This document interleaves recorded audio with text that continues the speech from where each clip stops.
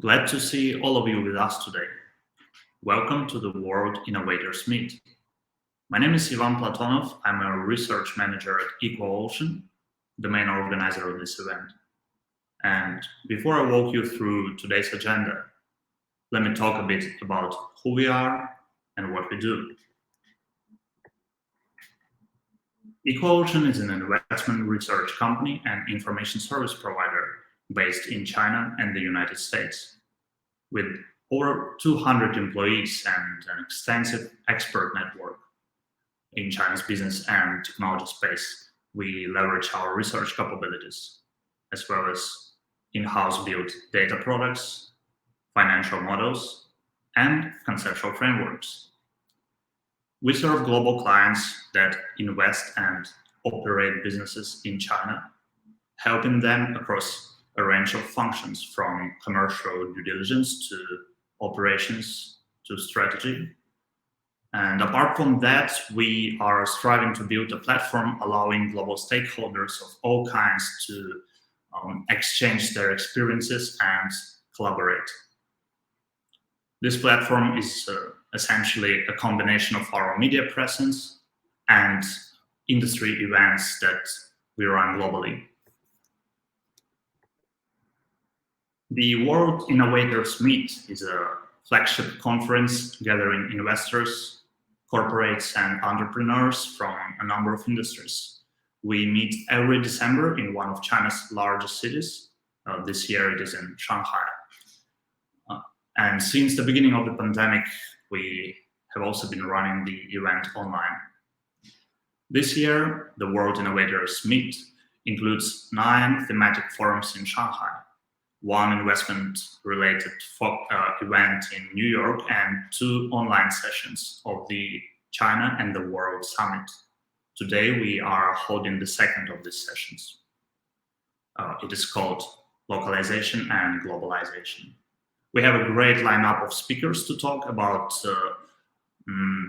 a set of questions and how to make the cut in the Chinese market, as well as how Chinese firms could ensure their global success. 4 keynotes and 2 panel discussions will comprehensively cover this and other relevant topics. There are quite a few things that you can learn with us today, so let me name some. What strategies do successful players use to enter the Chinese market? And what is so special about the new generation of Chinese companies that are expanding abroad? Will NIO, Xiaopeng, Li Auto, BYD, and other Chinese new energy vehicle companies become globally competitive? How is the current ESG wave shaping China's business environment? What are the challenges foreign startup founders are experiencing in China and how those differ from other countries? Make sure you squeeze out the most out of it, and don't forget to join our networking session that starts right after the second panel. Thank you for your time, and we hope you will enjoy today's conference.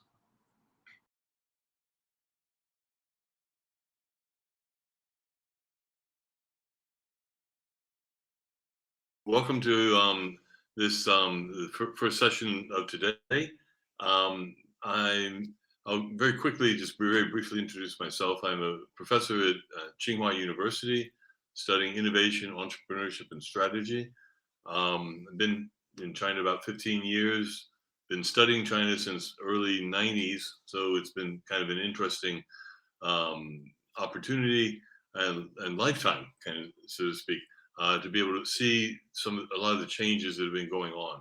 And so that's what I'm going to kind of introduce today, my perspective, it's just my perspective on what I see as, the drivers, progress, and challenges as China pursues what it's now calling the Chinese dream. And so I'm going to give run through a bunch of slides with some key points that I think are relevant for this, and then we'll have some time at the end in case there are any questions that come up. Now, in case we don't have enough time for the questions, please get in contact and try to find my contact information, and we can follow up offline afterwards if you have some interesting questions or things you'd like to discuss. I'm very interested in hearing what other people's experiences are in this regard. Okay? So let's get started.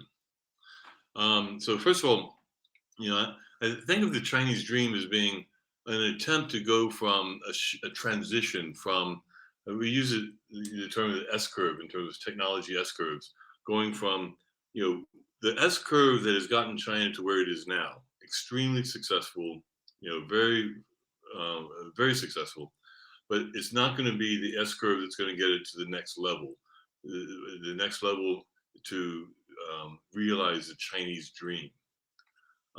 Because basically the success factors that have helped China so far are not going to be the things that are going to enable it to go to the next stage, the next transition, next version, China 3.0 or 4.0, however you want to talk about it. First of all, China has been very successful from low cost inputs to cost innovation, but the new S curve is going to have to be about producing new things, innovative, truly innovative things, not just how to make things cheaper. Learning for the previous S curve, the current S curve has been about imitating and mastering, technologies, processes, but not fundamental technological innovation and true creation. And it's going to be very challenging for an individual, an organization, a society to shift a fundamental strategy from cost innovation to differentiated based innovation trajectory. But change is definitely on underway. So we're kind of at this thing of where the two S curves are coexisting. And that's a very interesting place to be. So going back in time, looking back, why has China been successful so far? It's basically been, in terms of international markets, product markets, it's been because, by driving a low cost structure, they've been able to sell things at a low price, been very fast to market, and have been able to scale, operations incredibly. And that's been the success factor. So it's not about having a higher willingness to pay, it's about having a lower cost structure, lower price for the same thing. So solar PV, we've been studying this. I've been studying this a lot. This is a perfect example. When China first entered the solar PV industry in 2002 internationally, 1 megawatt was about $9. Now, going into 2017, it's driven down the price by 97%. So when we talk about competing on price and cost structure and price, we're not talking about 5 or 10%. We're talking about 50, 70, 97% reduction in the price because of all the innovations that the Chinese firms have been able to do. But on the other hand, that hasn't been so financially rewarding. One of the first companies that was most successful in China in solar PV also went bankrupt. And so there's a limit to cost innovation, price-based competition.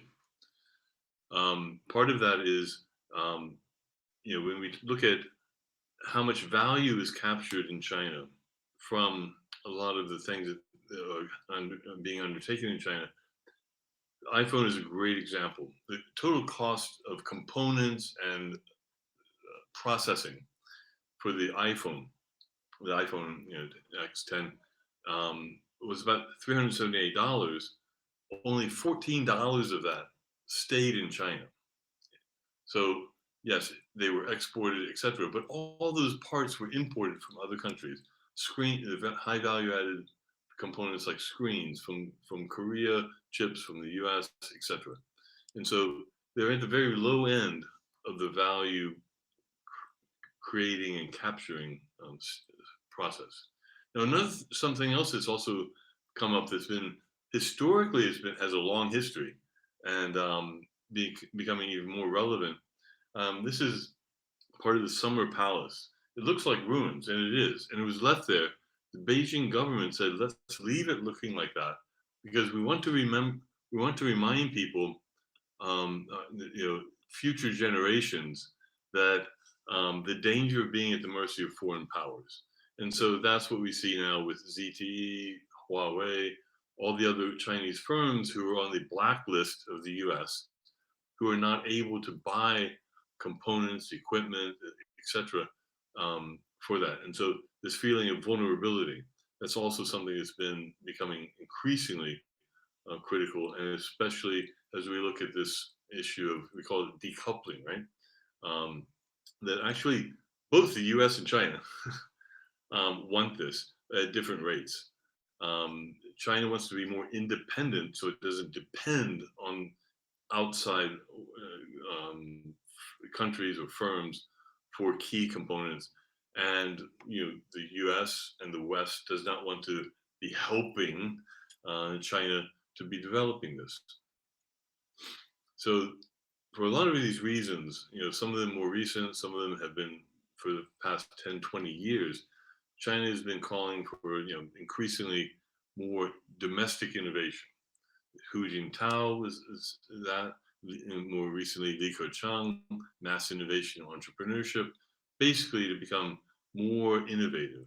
And we have we used to hear about China, made in China 2025. Officially, we don't, but it's still there. The objective of not just first catching up and then being at the leading edge of innovation in those some strategic, economically critical areas. Now, China has a lot of things going for it. It has a lot of people. It has a lot of human capital.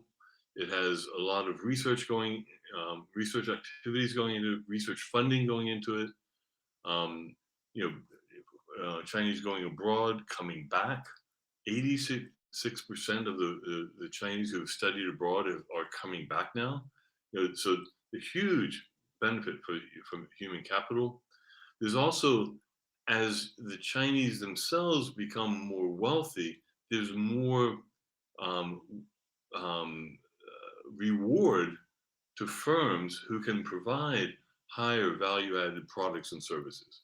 And so, so there's more reward for innovation because more wealthier families, households are willing and able to pay for better products and services. Now, most of this is going to be driven by the private sector. We can see here, the private sector in terms of return on assets, profit margins, completely, much, much higher than the SOEs. SOEs perform a function, but they don't provide a value creating function. They they provide necessary products and services, but generally, when we look at it, a dollar in is less than a dollar out in terms of the SOEs. But the private firms are extremely, vigorous, and so that's why we have, in terms of unicorns, that's where, China is where the same numbers, about the same number as the US now. In certain sectors, fintech, for example, completely dominate. Chinese fintech firms and the sectors completely, outshining anywhere else in the world. Very much a success story. This is, if you look at the ecosystem, much more dynamic, much more diverse than the US, Japan, or of course Europe. Other sectors, you can look at electric vehicles. Clearly, the Chinese firms it's an emerging success story. Tesla is winning now. My money, if I was going to be investing, I'd be investing in Chinese firms because they are clearly, the trajectory is so much higher. And Li Kai-fu, said this. He was thinking specifically about AI, but I think more generally, the Chinese entrepreneurs are just so incredibly focused on winning, hardworking, hungry, never satisfied with current success, always want to be bigger and better, and they don't sleep. I mean, Chinese entrepreneurs and their companies do not sleep. And so if we look at AI, large number, China's dominating number of papers. AI is one of those fundamental technologies that will have an impact on so many different sectors, industry sectors. And for me, who cares about number of papers? What's more important for me when I look at it is that it represents human capital development. So they have so many more people who are, versed in AI and can apply it in industry. I think that's where the key, strategic competitive advantage is. Number the absolute number of people who China has who can apply this knowledge in specific industry sectors. So we have that, and also at the same time complementing this is this incredible rapid development of venture capital to fund these kinds of things. So number of ventures getting A or B round funding, 95 2000 total. So we looked at we have a whole database from PE data and looked at it. 173 ventures to 10,000 ventures, within 10 years. I mean, it's a huge increase in the number, and as well as the total investment. And so Chinese venture capital investment in China went from 1% of the global investment in 2010 to 29%. And of course, and you can see the US is the one that dropped from 80% to 50%, basically related to the rise in Chinese venture capital, the scale of venture capital in China.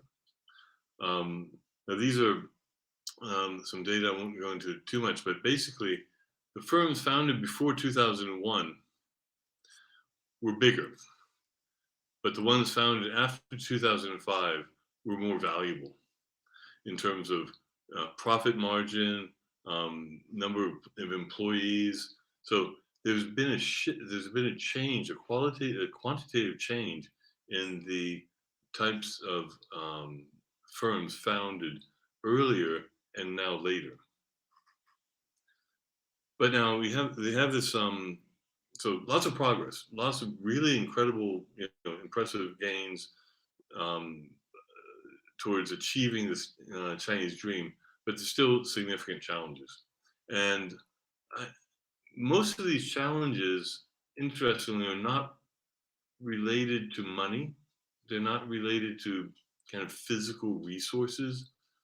The way I look at it, most of the challenges that remain for China to really realize its potential for this Chinese dream are related to what we broadly call culture, informal institutions, values, beliefs, assumptions about the way things are done. So I'm going to go through now a number of these about mindsets and also behaviors that are going to hold back China for the time being. One is really incredibly low return on human capital. A lot of really smart people, well trained, but because of the management systems, which are basically top down, and this emphasis on a dysfunctional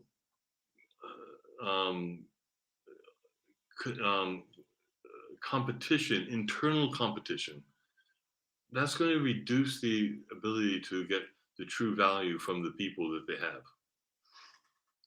Second one is, everyone can say that China is an Asian country, so it's collectivist, but no, it's incredibly competitive and a very low trust society. This represents how the trust, we trust a lot of close people a lot, but very, very quickly the trust drops.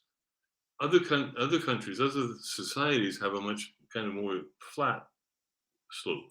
Now, the importance of that is that when you have low trust, you have fewer opportunities to actually collaborate.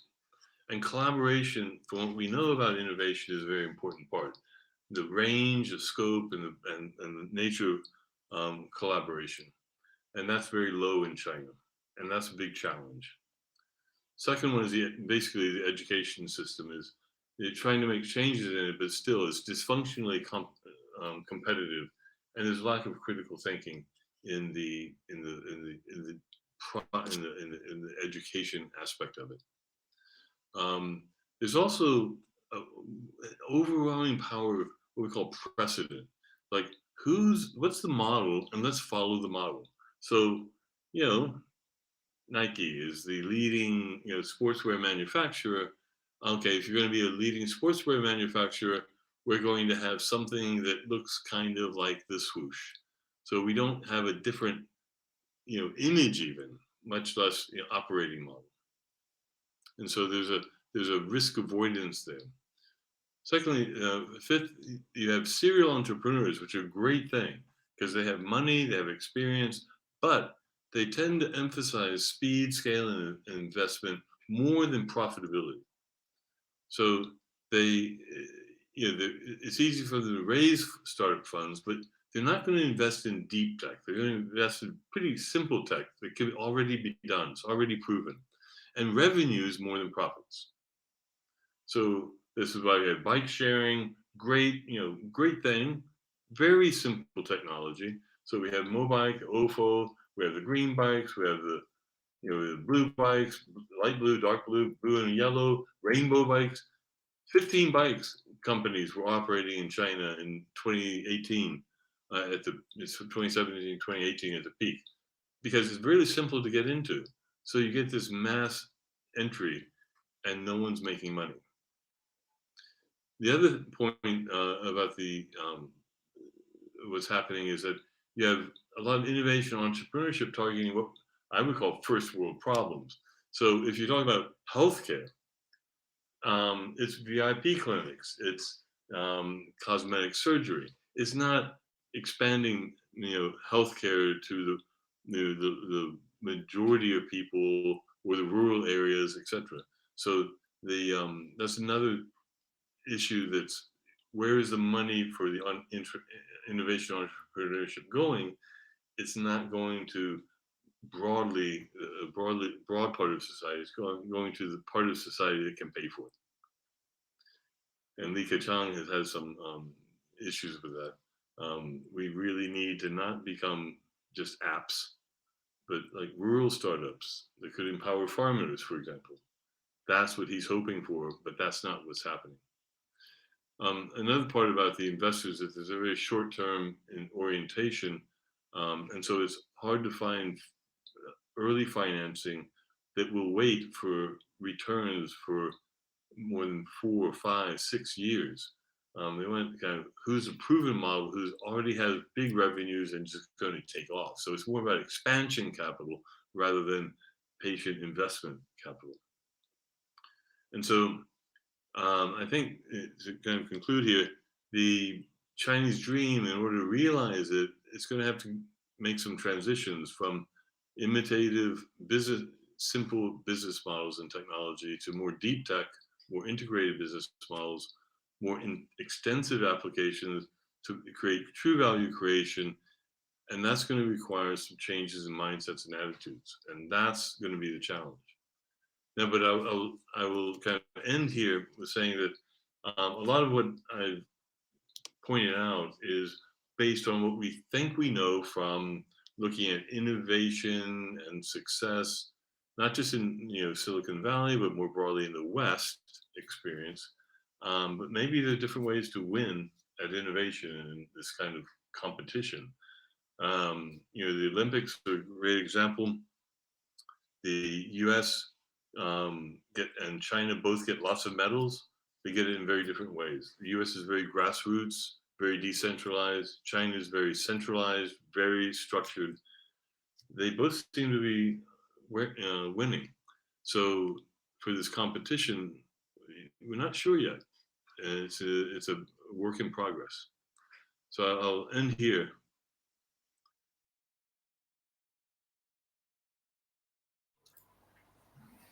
Hello, everybody.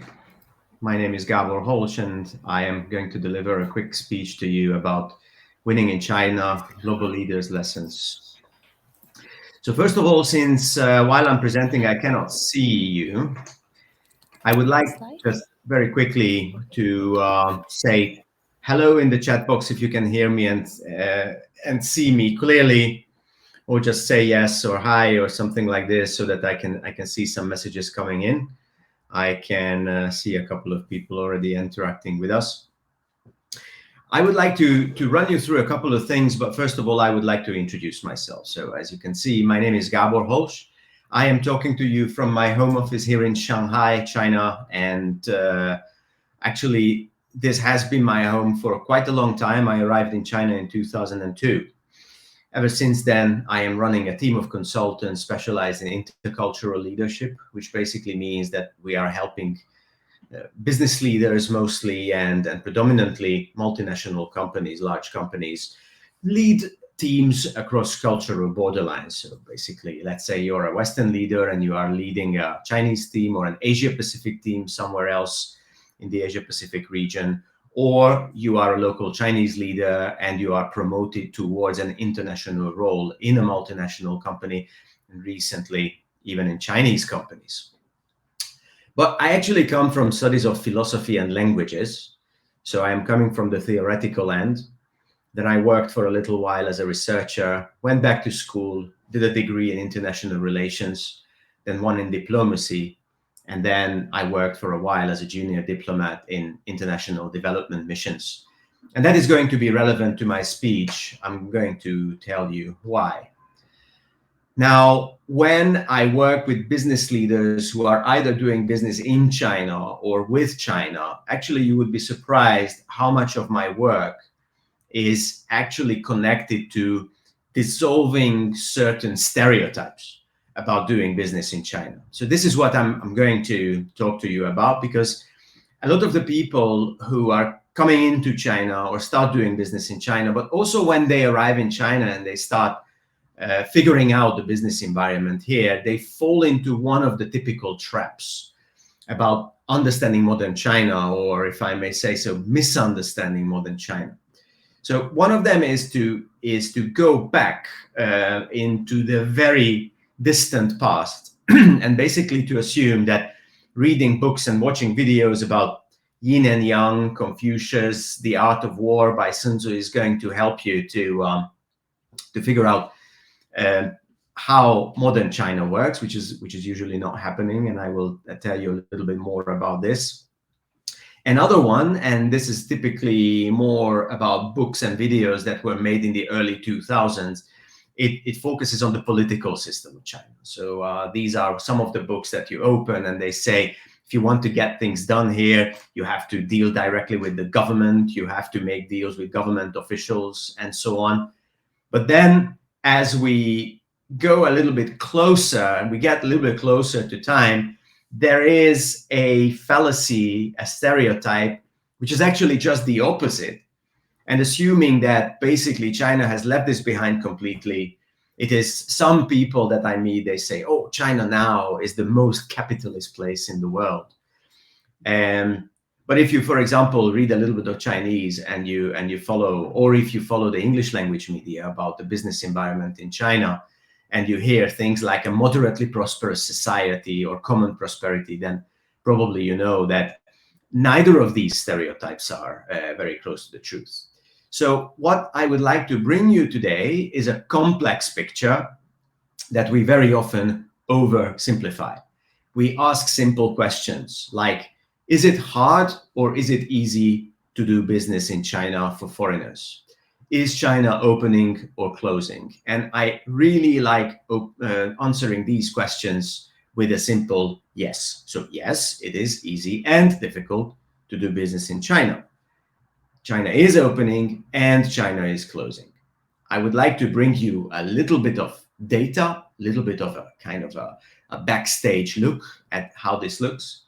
And then after that, I would like to give you a couple of suggestions that I usually give business leaders in China. So first of all, is business in China getting easy or hard? And one of the best ways to approach this topic is to look at the so-called ease of doing business index by the World Bank. So if you look at the ranking of China, and if you go back in time, if you can see, you can go back straight to 2008. At the beginning, you can see that China came from a very low ranking. If you look at this slide and you follow my laser pointer, you will go back to here, the 80 something or 90th place. That is actually the place that it is held by roughly countries like Oman today. So countries that are considered quite difficult to do business in. And even if you look at this chart, you can see that China is not clustered together with most of the countries that you would prefer to do business in if you wanted to start an international company, up to the late teens, 2010s. And then something happened, which is part of the Chinese economic miracle. Let me put it this way. So China suddenly started jumping scores of rankings in the ease of doing business in China index. Now, at that point, I had already lived in China for over 15 years. I came to China in 2002.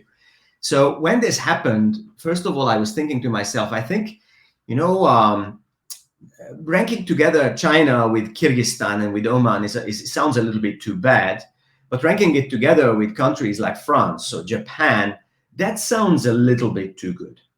So I mentioned to you that before I came to China, I was a junior diplomat and I worked for international development missions. So I actually had friends in the World Bank, and I asked them what's the secret behind it. And they said China actually created a task force whose sole job was to figure out how the World Bank Index works, and specifically work on those areas of the economy so that China can progress fast up this ranking. So that was a good enough answer to me, because I knew that if China really puts their mind into something, they usually move a lot of resources, including human resources and talent, so that they start growing in that area fast. But then if we look at this kind of back and forth picture, something else came in actually quite recently. And we found out that China not only put an awful lot of effort into improving the economic indicators that are good for making it easier to do business in China for foreigners, but also used certain influencing techniques in the World Bank to convince the people who put together the ranking in the World Bank itself. Actually, this scandal, if you like, it got so bad that the World Bank decided to pull the entire ease of doing business index. So from next year, we are not going to have an index at all. What we know now is, as it very often happens, China, realistically speaking, is somewhere in between the 2018 number 78 and the 2021 number 31, but we are not really sure where it is. Does it mean it's easy to do business in China? Yes, it's getting much easier. And in certain fields, actually, I think it comes close to the countries where we are ranking it now. But also it is hard because it is very difficult to get reliable data. And one of the stories is actually is this story that can illustrate it. Now, let's look at it in a different way. Is China opening and closing? And this is, again, a fairly complex question to answer, because you have to look at where in China. So at the beginning of its so-called reform and opening process, which was the late 70s to the early 80s, China decided to start welcoming foreign investment into its economy.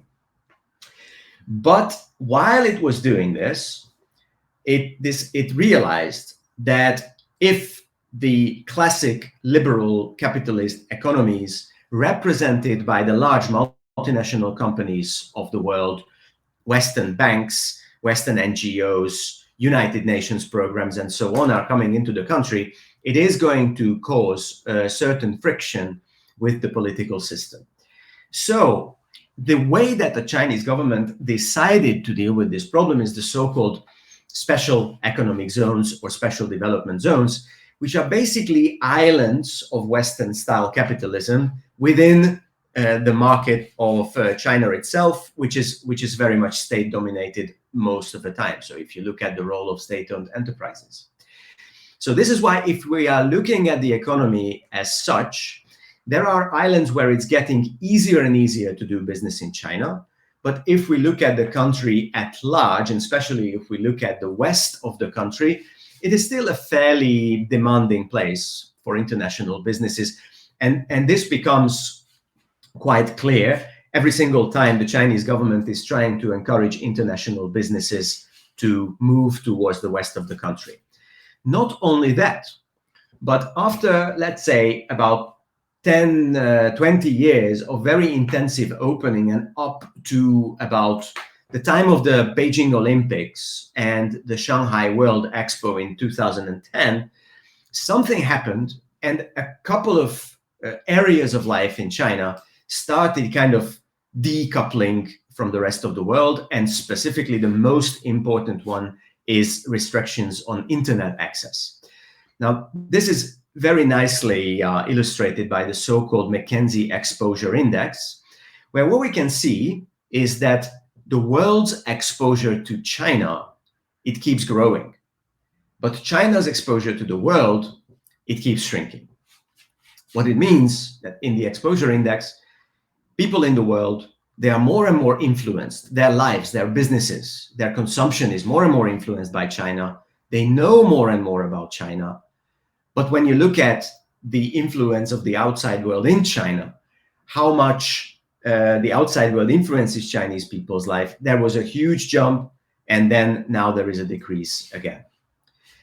By the way, feel free to type your questions and thoughts into the chat box as I'm speaking, because in a couple of minutes, I will come back and I will look at your questions and I will start answering it. Okay, what does this mean for business people?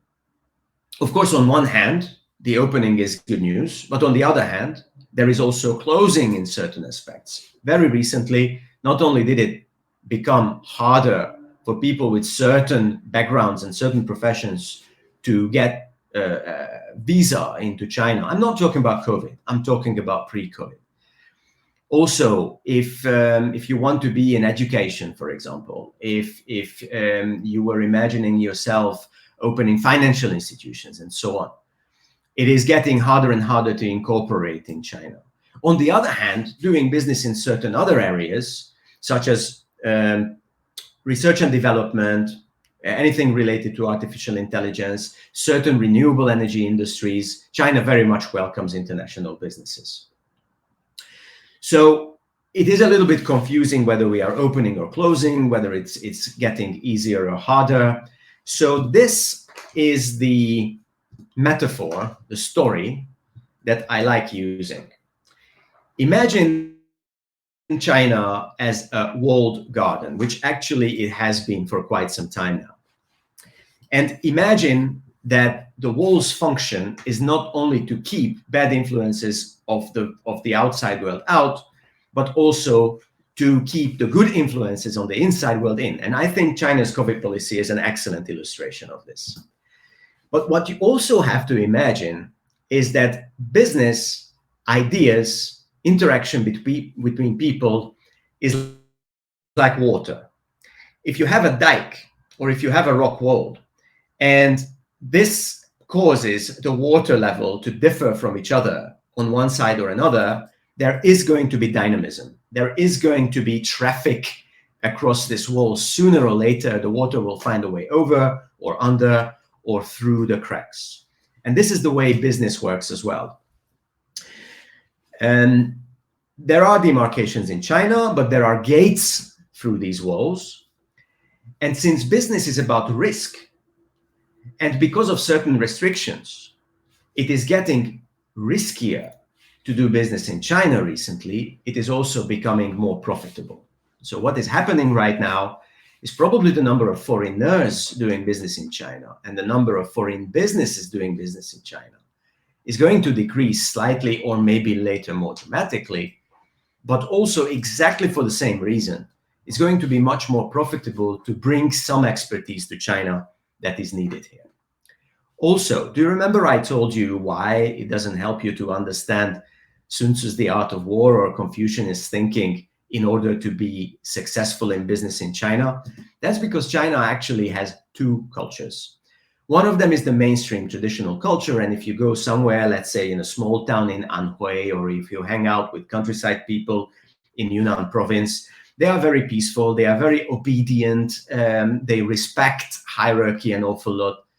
But if you are one of like 90% of the foreigners in China, and if you live in a place like Beijing, Shanghai, Guangzhou, or Shenzhen, you can see that people there, I usually see they are more Wall Street than Great Wall. They are result orientated, they are determined, they are competitive. Just imagine the Gaokao, the famous or infamous school examination in China. They compete for jobs, they compete for promotions. And this is one of the reasons, for example, why affluent Chinese families like sending their kids to school in the United States and not, I don't know, in Thailand or in Korea. So 3 big questions that you have to ask yourself if you want to bring business to China. First of all, why you? What are you bringing to this country that is not here already, especially as indigenous innovation, indigenous business is upping its game, is becoming much better recently. Secondly, who is the kind of person who can represent your business and is comfortable hopping back and forth between these different cultural paradigms? Not only the, let's say, the home culture of the international company or the startup and Chinese culture, but even the 2 Chinese cultures, let's say the Chinese culture of the highly trained managers and the Chinese culture of the relatively traditional factory workers or agricultural workers, or even if they work in academia. And the very important question that you have to ask yourself after this is, how can you tell somebody's, let's say, China fit? So again, ask yourself, if you want to come and do business in China or with China, ask yourself, what are your ideas? Are they too simplistic? And are you flexible enough to compete in this market? If it's somebody else, then you have to ask the same questions. Okay, let me quickly look if there are any questions or comments. I cannot see any for the moment, but I hope that there are any questions. Thank you very much for all the laughs and the thumb ups. I very much appreciate them. Actually, this is a very good way to make the speaker feel not so lonely, because many of these online speeches can be a little bit isolated. I hope I'm not missing any of the questions. I am looking at the chat module right now. Gabriel, you can try refreshing the page so you can see the chat box questions. There are quite a number of it.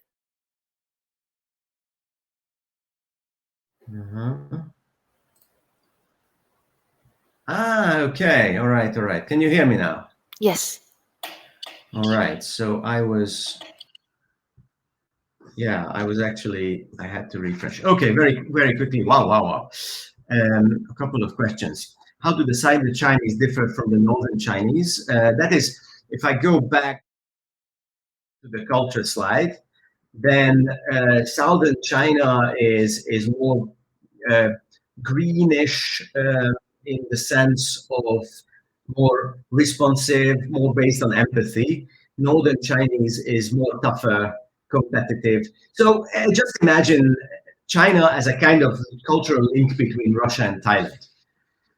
The more southern the place is, the more Southeast Asian the culture is, so to speak.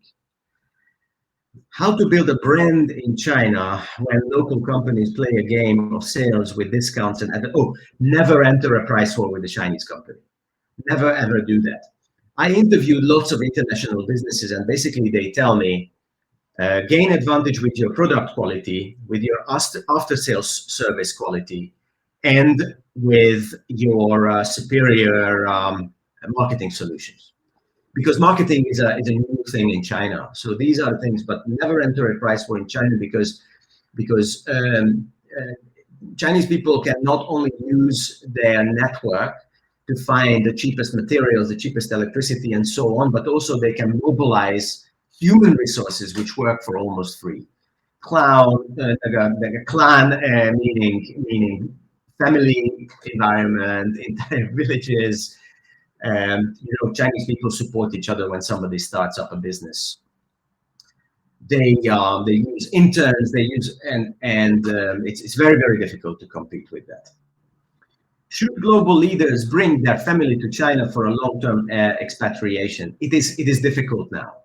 China is becoming more and more of a single expat place.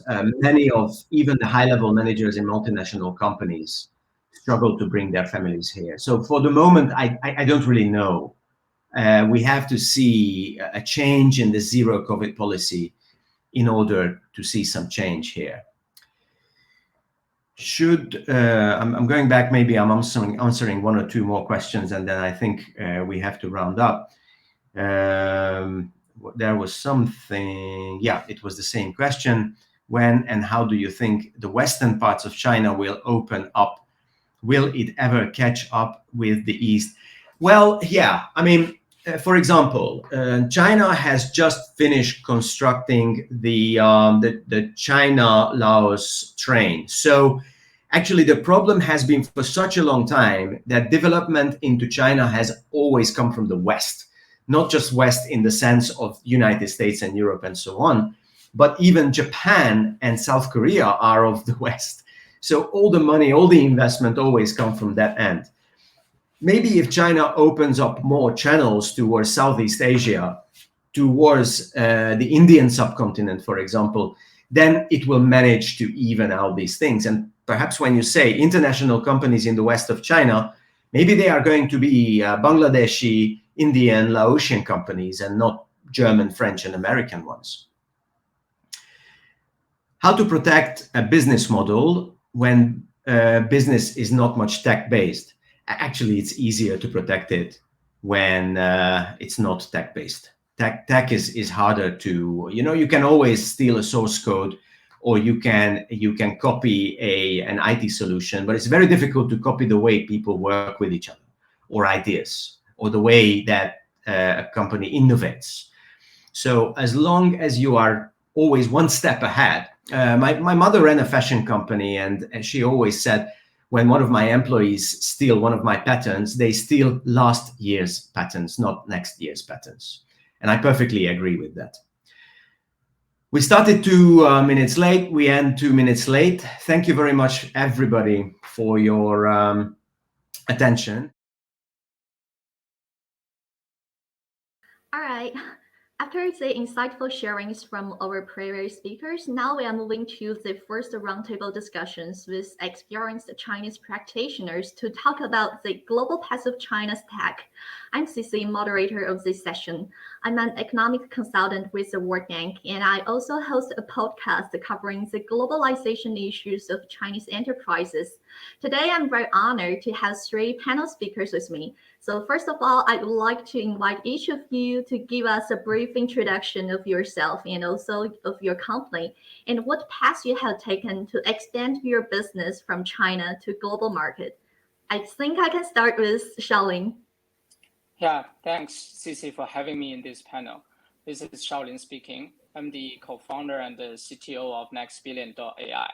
NextBillion.ai is a spatial data and AI services company founded in Singapore early last year. We are providing mapping and location-based technology services to enterprise. Created a very diverse team to better respond to global challenges. 2 of my other co-founders are actually Indian, and we now have a team across 5 continents with almost 100 people right now. Thank you, Shaolin. And next one is Richard. Thank you, Cici. Hi, everyone. It is my great honor to have this speech with you guys today. And thank you for the audience in front of the screens. This is Richard from Grandview Capital. So our fund is a cross-border fund, which is focusing on the Chinese Shuhai projects, which means the Chinese go overseas companies. So we have invested into many portfolios that's located in China, US, and also in the emerging market. I think the discussion today will be a meaningful and interesting one. We can discuss a lot about many things that's related to the global path of China's tech. Okay, so that's all my introduction. Thank you, Cici. Thank you, Richard. And last one is Ted. Hi, everyone. This is Ted. We're going to join this panel. I have worked in overseas industry for more than 12 years, and for in different countries, different kind of company like media for home brands, like a mini store for retailing.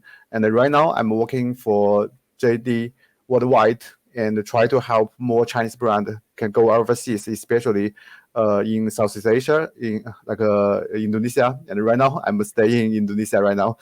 Okay, that's all. Thank you, everyone. All right, thank you all. It seems that we have a very interesting panel because we have representatives from like multinational companies, investment firms, and also startups. And also you cover like very diverse regional markets. So my next question to all of you would be, in terms of international expansion, what are the biggest challenges you have faced and what have you been taking on them? How have you learned from your industry specifics in different regions? So I think I will like again start with Shaolin to answer the question. Okay. So first of all, you will need to build a very good product which can fit the global needs.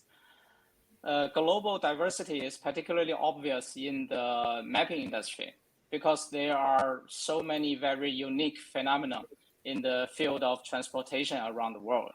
And since our customers are mainly mid-sized businesses, we also need to have the ability to reach them broadly.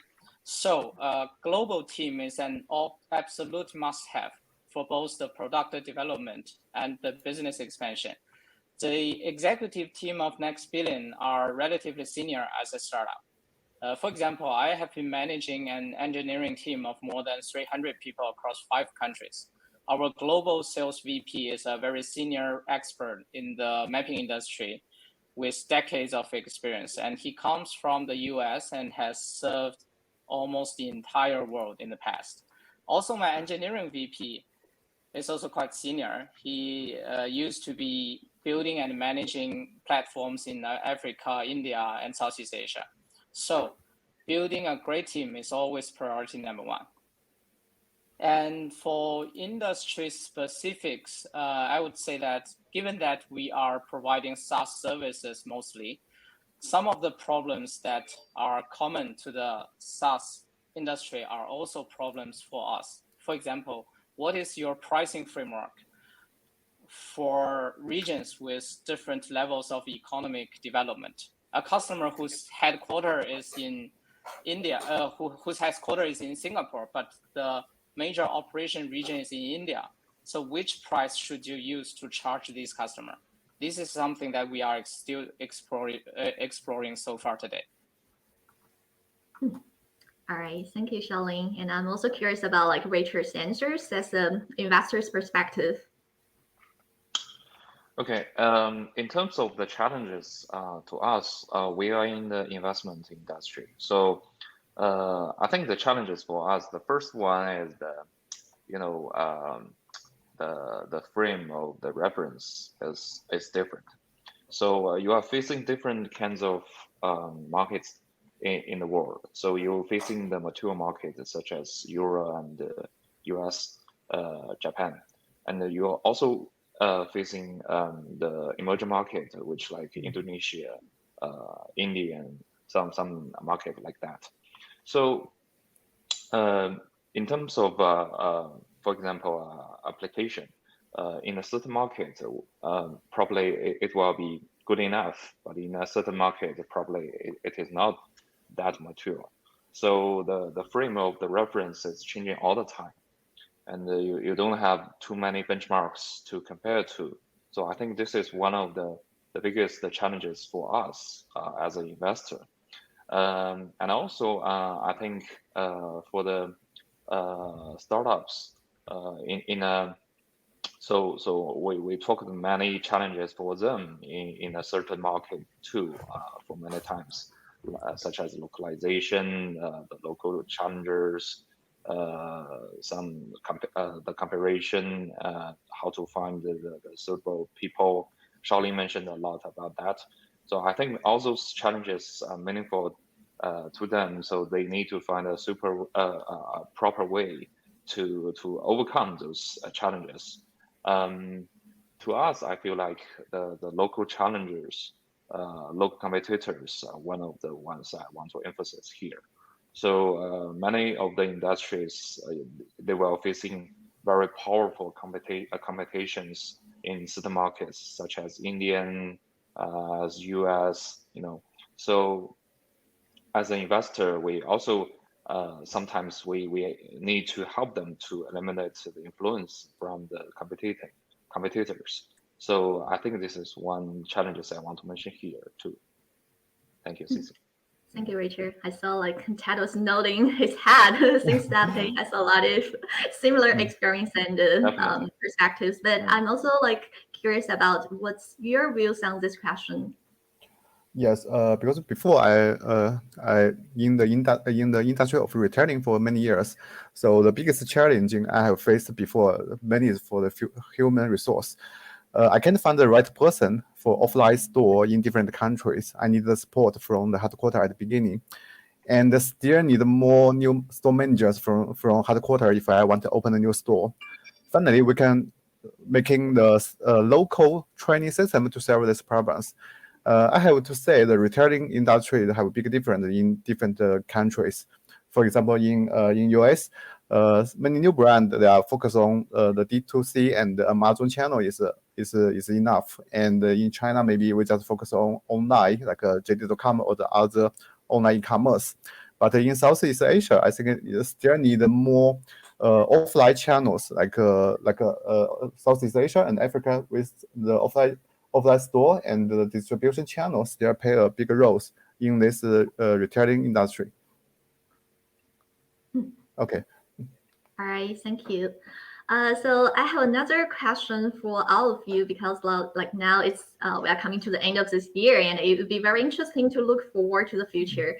So like although China remains the largest emerging economy, we have seen some new growth clusters around the world. So considering your own industry, what regions are you long-term bullish on and what will be the next big step of your company in these markets? I think Charlene can still make the first move. Okay, so actually we named our company Next Billion. So this is a term I think first emerged in one of the Google I/O event, which referring to the global emerging markets like China, like India, Southeast Asia, Africa, South America, things of that nature. So we name our company Next Billion. So we are targeting in those markets at the very beginning of our company. But after a year of exploration, we realized that different regions have different, for example, payment habits. Especially in North America and Europe, we found large customers there are more willing to try new technology built by especially small startups. And they have good willing to pay for those software services. Maybe even if it is a pilot service, they still wish to pay for that instead of just enjoy a free piloting. So, but in some other part of the world, you will see large companies are more likely to build everything by themselves instead of buying things from the community. So we shifted our focus to develop the market from this year. We have hired a sales team across America and Europe. We are setting up supporting team there as well. Thank you, Charlene, for your sharing. And how about Richard? Okay, in terms of the market, there are three different kinds of the markets that we are mainly focusing on. The first is the mature market I mentioned before, such as US. Here I'm located in Silicon Valley, and also Japan, Korean. Those mature markets which we are seeking higher ARPU, higher income. So the monetization in those markets are much better than the other ones in the world. So, and also you are facing more fiercely competitions and mature giants in those big markets too. The other markets, many of the startups are facing right now is the emerging market. There are some very good examples such as Indonesia, Jakarta, such as South America. Some people talking about Africa. So those markets, they have the young people, they have a large population in the future. So they have a possibility to generate a lot in a certain period of time. But right now, they also have a common issue that their return in those markets in many industries are not that big. Some industries such as applications, app, gaming, they very easily to gain the users in those markets, but the monetization still need time to grow up. So the third market, I think, which is very important to us, is China. So although we are talking about overseas market, but China is a market that we cannot forget. So in China, we right now we're facing a lot startups. For example, Shop Plaza. They are serving the companies that building their brand abroad. So many of the companies trying to sell their services to help the Chinese companies to go outside very smoothly. And this is also what we are doing right now. So I think this is also a very good market in the Chinese go overseas industry, which we cannot forget. Okay, so I just mentioned those three different markets. Thank you, Richard, for giving us some very optimistic signals. And how about Tad? I have some common sense with Mr. Richard. Actually, I think Southeast Asia have bigger potentials. The young population is here, and a very stable society and similar culture with China. Already there's many big players already in Southeast Asia, and started from 2015. JD have invested e-commerce platform in Indonesia, named the JD, the ID. And also we have the similar website in Thailand. We call it JDC, started from 2017. This is two big e-commerce in Southeast Asia. And the next year, the ASEP will take effect. I believe next 5 to 10 years, Southeast Asia still will play a bigger role for overseas industries. So this is also this is also the reason right now I'm in Jakarta right now. I believe Southeast Asia have the future, and because they have the young generation, and also we will focus more, like Richard said, have more Chinese brand, like go to overseas, especially in Southeast Asia. Thank you, Tad. So as three of you actually have very diverse backgrounds, so I have also prepared some specific questions for each of you to let us to help our audience to have a better understanding of your perspectives. So my first question would still start with Shaolin, because you are working in the mapping industry. As we all know, mapping is a highly competitive and a technology intensive space, where only the big players can survive. So how can you as a startup compete with these global mapping giants? Thanks, Cici. This is actually a great question, always asked by investors. So my answer to that comprises two parts. Number one, startups don't have legacy issues. So we are able to choose the latest technology and iterate as fast as we can, especially in this mapping industry, where our competitors always have a company history of several decades, but we are the youngest here. And we have armed ourselves with the, I would say, cutting edge technologies like AI. And number two is that Next Billion has a huge cost effective advantages. Let me try to explain more. So traditional mapping companies are actually using surveying vehicles to collect the map data. You may see one of those surveying vehicles on the street with a lot of radars and the cameras installed. After the outdoor data collection, an in-house team is needed to handle all the data. A global mapping company usually needs to have a data operation team of more than 10,000 people in order to properly manage a global map data. But we, Next Billion, believed in crowdsourcing. We are leveraging mapping communities like OpenStreetMap, in which anyone can contribute to a global map voluntarily. The adoption of this community data and the community technology allows us to deliver products of good quality at a lower cost. So to recap, so Next Billion relies on actually newer technologies and cheaper data costs to gain a competitive advantage. Thanks. Thanks, Xiaoling.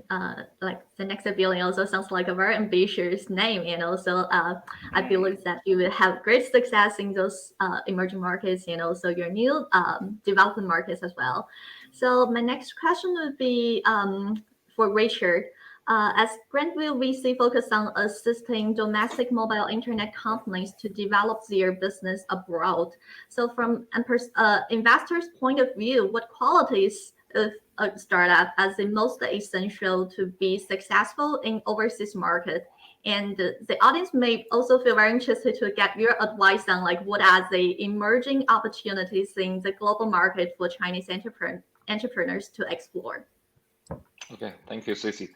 So I want to address this question by industries.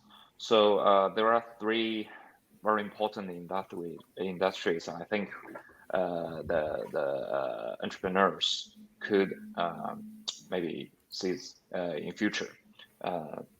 So those are also the mainly focuses we have right now. So the first one is definitely the application. So Chinese application, we have very good team. We have very good the way of the monetization operations. So in a large extent of the world, we could see that the Chinese developers, they are very good. So this is the first industry I think many of the people who want to do a startup can do in a certain time of the period, at least right now. To be specific in this industry, Chinese are very good at the gaming applications, short videos such as TikTok. Gaming, we have invested into Hybe before. So those are all the very famous Chinese team that expanding their business abroad. So besides application, the other one which is very important is cross-border e-commerce, definitely. And there are many Chinese teams expanding their own brand right now to the new markets, even to US and some mature markets. So I think this is a very important trend right now, and many Chinese companies seizing this week of the opportunities. Also, TED, they do the same thing. So the third one is the SaaS software to serve the business. So there are a lot.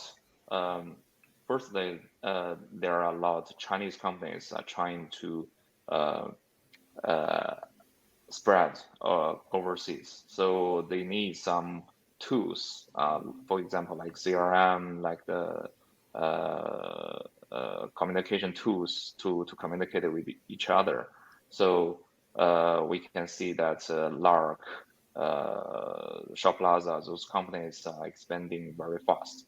So they serve the needs of the Chinese local entrepreneurs.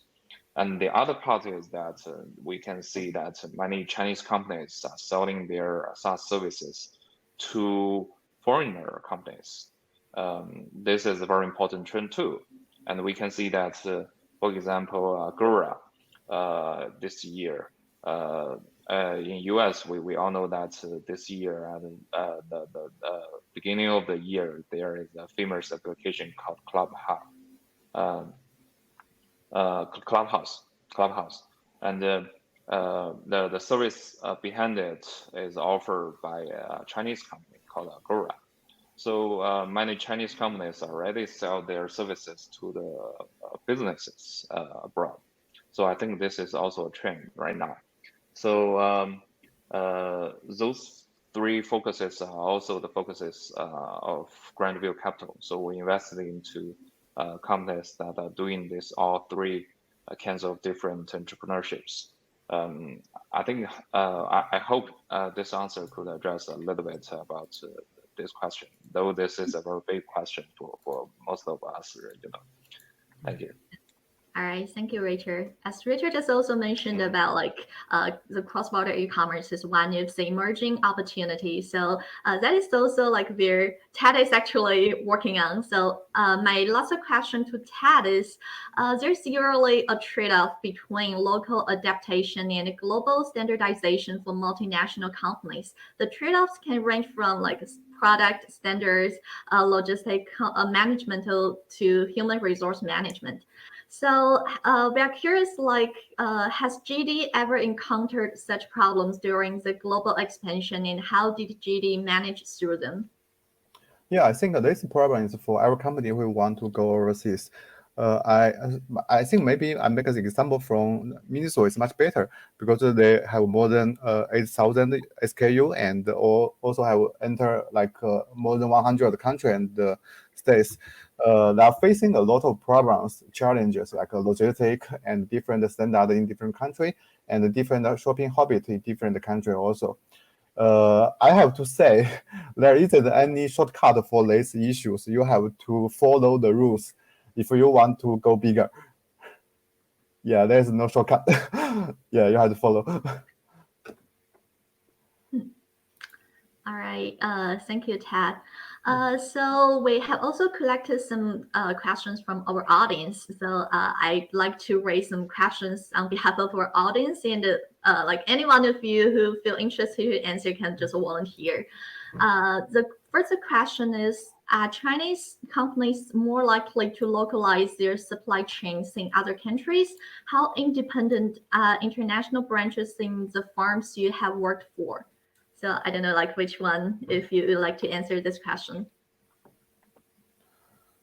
Okay, so maybe according to my experience, for home appliance like Media, Girly, and TCL, this kind of company, they are trying to make the factory in other countries, like in Thailand, like in Vietnam, and in India. But the problem is right now the local label and also the supply chain for other small parts like the carton box and maybe like a menu box is not quite enough.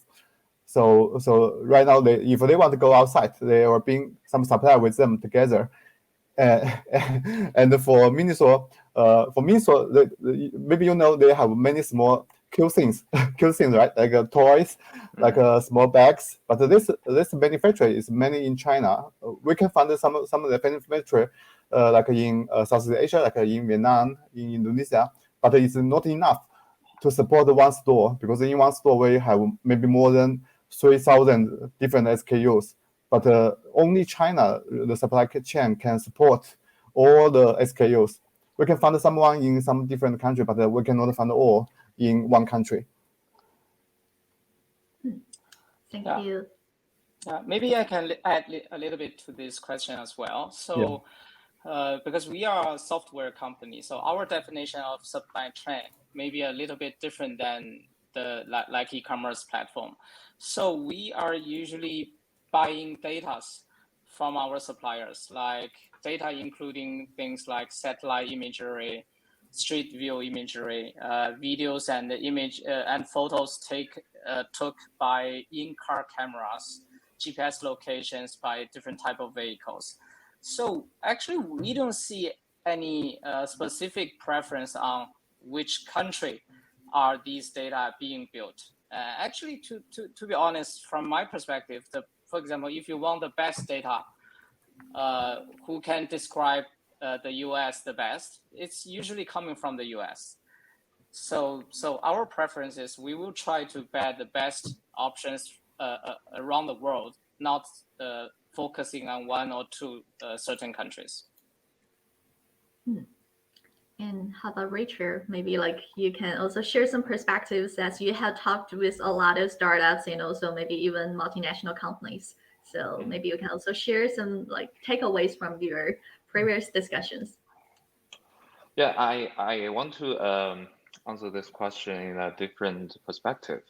So talking about the Chinese cross-border e-commerce, or maybe Chinese brand go overseas, the word we cannot forget is the advantage in operation. So in supply chain, So there is a history that Chinese are building a very comprehensive supply chain system in the world, which is the number one, So every time we're talking about the Chinese go overseas, we always want to emphasize the Chinese supply chain advantages. But from right now, the current period of time, we can see that the supply chain all over the world has encountered super challenges right now. So we can see the selling shipment got a lot of pressures this year between China and the US. So I think this brought up a very a big challenge for most of the Chinese startups, but also a very good opportunity to improve the Chinese supply chain in a new level, So if you're talking about to improve the Chinese supply chain, so I think there are two ways that's very important.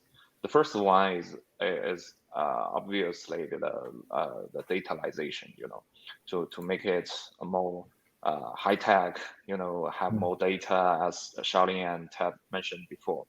And the second one is to seek, more agile supply chain in the future, which means probably sometimes you need to find the suppliers locally. Sometimes you have to do some business like POD or something. So those are all the ways that can help the supply chain to grow into a certain higher level, So I think this is a very good opportunity for now, and many startups are already, jump into this sector, So this is the thinking I want to bring up. Thanks. Thank you, Al, for the very insightful sharing about like the localization of supply chain.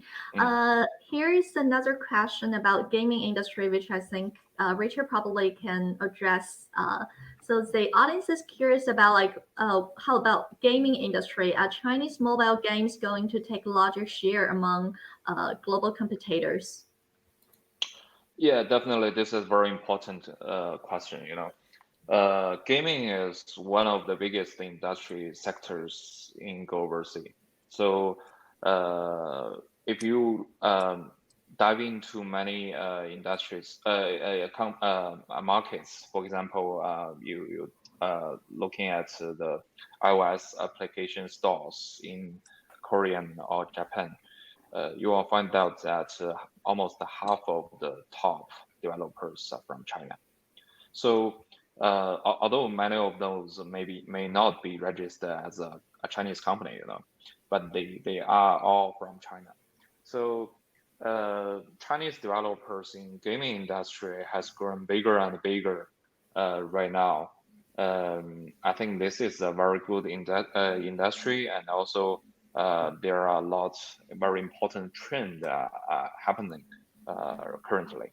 The first one is that we call it the light gaming, which means like, for example, like the Candy Crush, those things.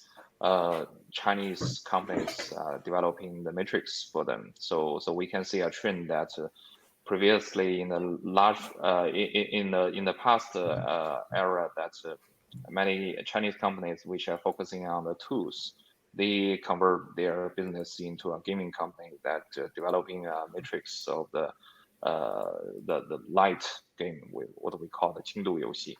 And the other part, we can see that many Chinese companies are running the heavy games. For example, Mutong, they gain a lot revenues from Indonesia and acquired by ByteDance this year.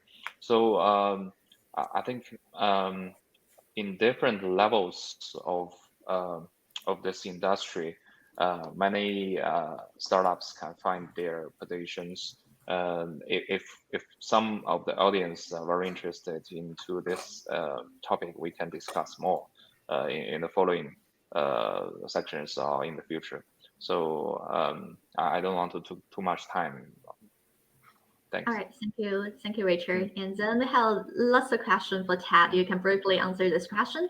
So, what are the key traits of China market's competitive environment in your industry? Okay, so I have to say my industry is more like a retailing industry. So the key the problem right now, the key, I think because right now the market change very quickly. Like we said, like there will be a small change in 3 years and a bigger change in 5 years. And right now the change will become more frequency. And for our industry, retailing is quite different with the other countries because many of the value is go online. The e-commerce penetration is very high in China.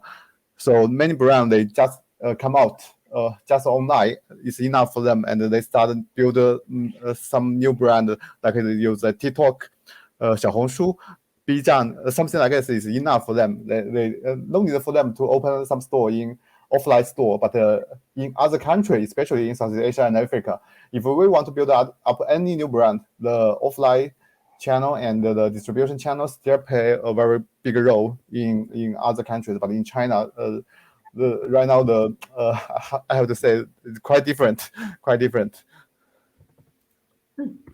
All right. So now we are almost like running out of our time. So thanks, Al, for joining this very interesting and insightful discussion. We actually have a very international panel with our speakers actually based in US, Southeast Asia, and China right now. And also thanks, Al, the audience for listening to us. So if you want to get connected, you can just add our speakers on LinkedIn. Part of this great event and be speaking among the elites in China. Carbon neutrality is the theme of the whole world now. Many countries have released their own plans for carbon neutral targets. And from energy sector, and we can see from the chart that in Intergovernmental Panel on Climate Change, IPCC in short, 2 degrees Celsius scenario, significant growth in lower carbon energy is needed. Having said that, there is a 7% decrease, right, in the total energy mix, but still oil and gas still remains essential in the total energy mix. In 2020, President Xi announced during the UN General Assembly that China aims to have CO2 emission peak before 2030 and carbon neutrality before 2060. And in the 14th Five-Year Plan, Energy Development Plan, good to see that coal units are discouraged. Priority of gas power in flexible power sources is emphasized to meet the growth of electricity demand through gas power, plus energy storage, plus renewable energy. Many national and state governments have also included a shift to natural gas in their carbon reduction program, recognizing the contributions that natural gas can make. About 20 years ago, Chinese leaders wisely decided to invest in West-East natural gas pipeline and also LNG import terminals. Such infrastructure investment enable China to diversify its gas imports and also to manage energy security risks. In recent years, 45% of gas are imported by either gas pipeline or LNG from the coastal areas, unlike pipeline gas, whose suppliers are limited. LNG offers a more diversified pool of suppliers from all over the world. As you can see from the slide, globally, 340 million tons of LNG delivered from 19 different countries. 20% of this 340 metric tons of LNG volume from 11 countries were delivered into China. So we believe having a very diversified supply of sources of gas can help China to increase energy securities. Hence, LNG will continue to contribute to China's lower carbon future. ExxonMobil has been developing low carbon solution technologies dating back, to the 1980s with our Labarge plant in the state of Wyoming. It currently captures about 7 million metric tons of CO2 per year, which is a very huge number, which is the most CO2 captured by any industrial facility in the world. ExxonMobil has also recently been progressing permitting activities which could enable the capture of additional about 1 to 2 million tons of CO2 per year. A final investment decision is expected next year and hopefully with a startup as soon as 2025. In Qatar, EM is a partner of several joint ventures with Qatar Petroleum and Qatar Gas, who operate CCS project at Ras Laffan. The project has capacity to capture 2.1 million tons of CO2 and is the largest CCS facility in the Middle East. We are currently evaluating opportunities to add more capture capacity in the region. We recognize China's commitment to help lead the world to a lower carbon future with the vision of carbon peak before 2030 and carbon neutrality before 2060. At ExxonMobil, we also seek to be a leader in society drive for a lower carbon future. We believe it is critical to build a systematic approach to identifying technology and policy options to manage greenhouse gas emissions across the whole value chain. We also believe that it is unlikely that any one single technology will be sufficient. In transitioning to a lower carbon future, ExxonMobil has created a new business unit to commercialize our extensive low carbon technology portfolio. This new business unit, ExxonMobil Low Carbon Solutions, were initially focused on carbon capture storage, in short CCS, one of the critical technologies that can help to achieve net zero emissions and the climate goals outlined in the Paris Agreement.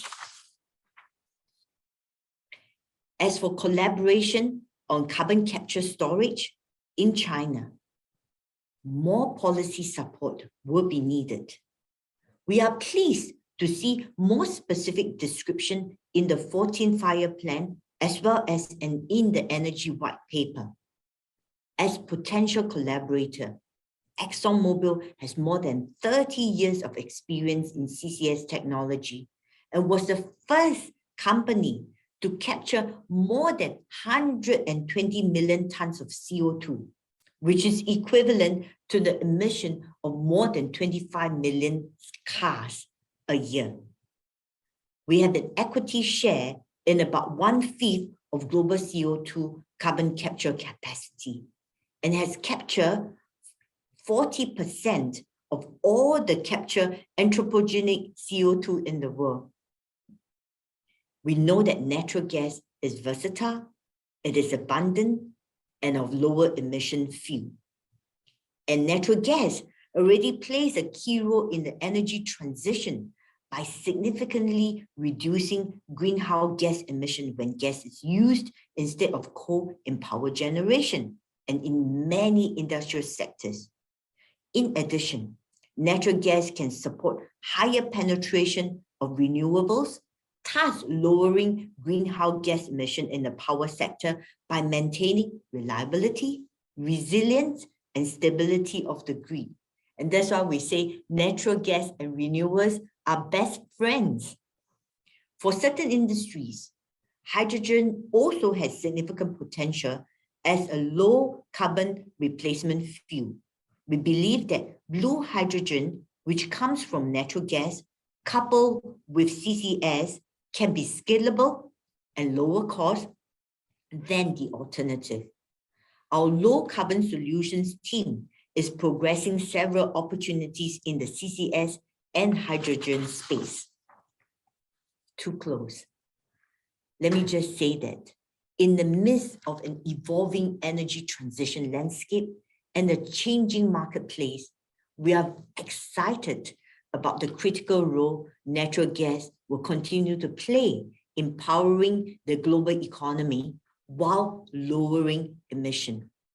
The need for energy is universal. Society is increasingly recognizing that economic development and environmental progress must go hand in hand.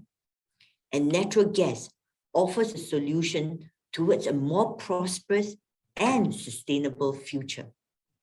The relating CCS and hydrogen technologies will also be largely developed under more policy support, together helping China reaching carbon peak and carbon neutrality goals.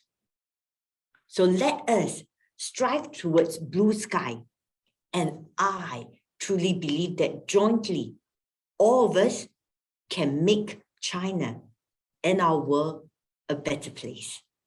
So thank you for allowing me the opportunity to speak to you, and I wish the event a great success. Thank you. Hi all, good morning from my side. I would like to thank EcoOcean for inviting me to attend this event. It's an honor and a privilege to participate and share my thoughts about China's exciting and transformational new energy vehicle market. Before I start, a quick introduction of myself.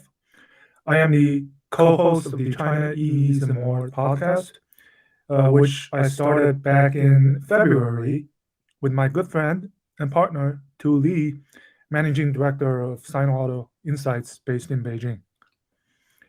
Pre-pandemic, I spent pretty much 20 years on the ground in China, covering the industry in my previous role as chief editor of China Auto Review, which published newsletters and a tabloid magazine in English focused exclusively on the Chinese auto market. Since the pandemic, I've been in the US as an independent analyst, consultant, still trying to keep tabs on the rapidly evolving market, which is changing by the hour. But back to today's topic, China's new energy vehicles, the next smartphones. It's certainly a big question, and I don't think I or anyone else have a definitive answer today. And the amount of time that I've been given certainly won't allow me to cover every factor that is pertinent to this question. But I will tackle it from three perspectives: where the market is, who the major players involved are, and the forces that are shaping these players and the market. And maybe by the end of my presentation, you will at least have some sense of how China is leading the industry transformation toward that so-called smartphone on wheels. First, the market.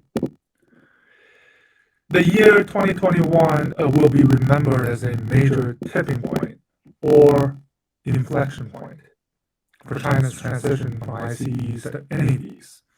In fact, I don't think we will ever see another year quite like 2021 in terms of the sheer volume growth of NEVs, as well as the growth in penetration rate. So last year, China sold about 1.37 million NEVs, accounting for about 5.4% of auto sales.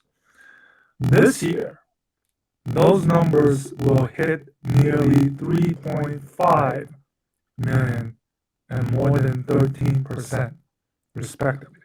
So in 1 year, industry will have added more than 2 million NEVs, and the penetration rate will have grown nearly 2.5-fold.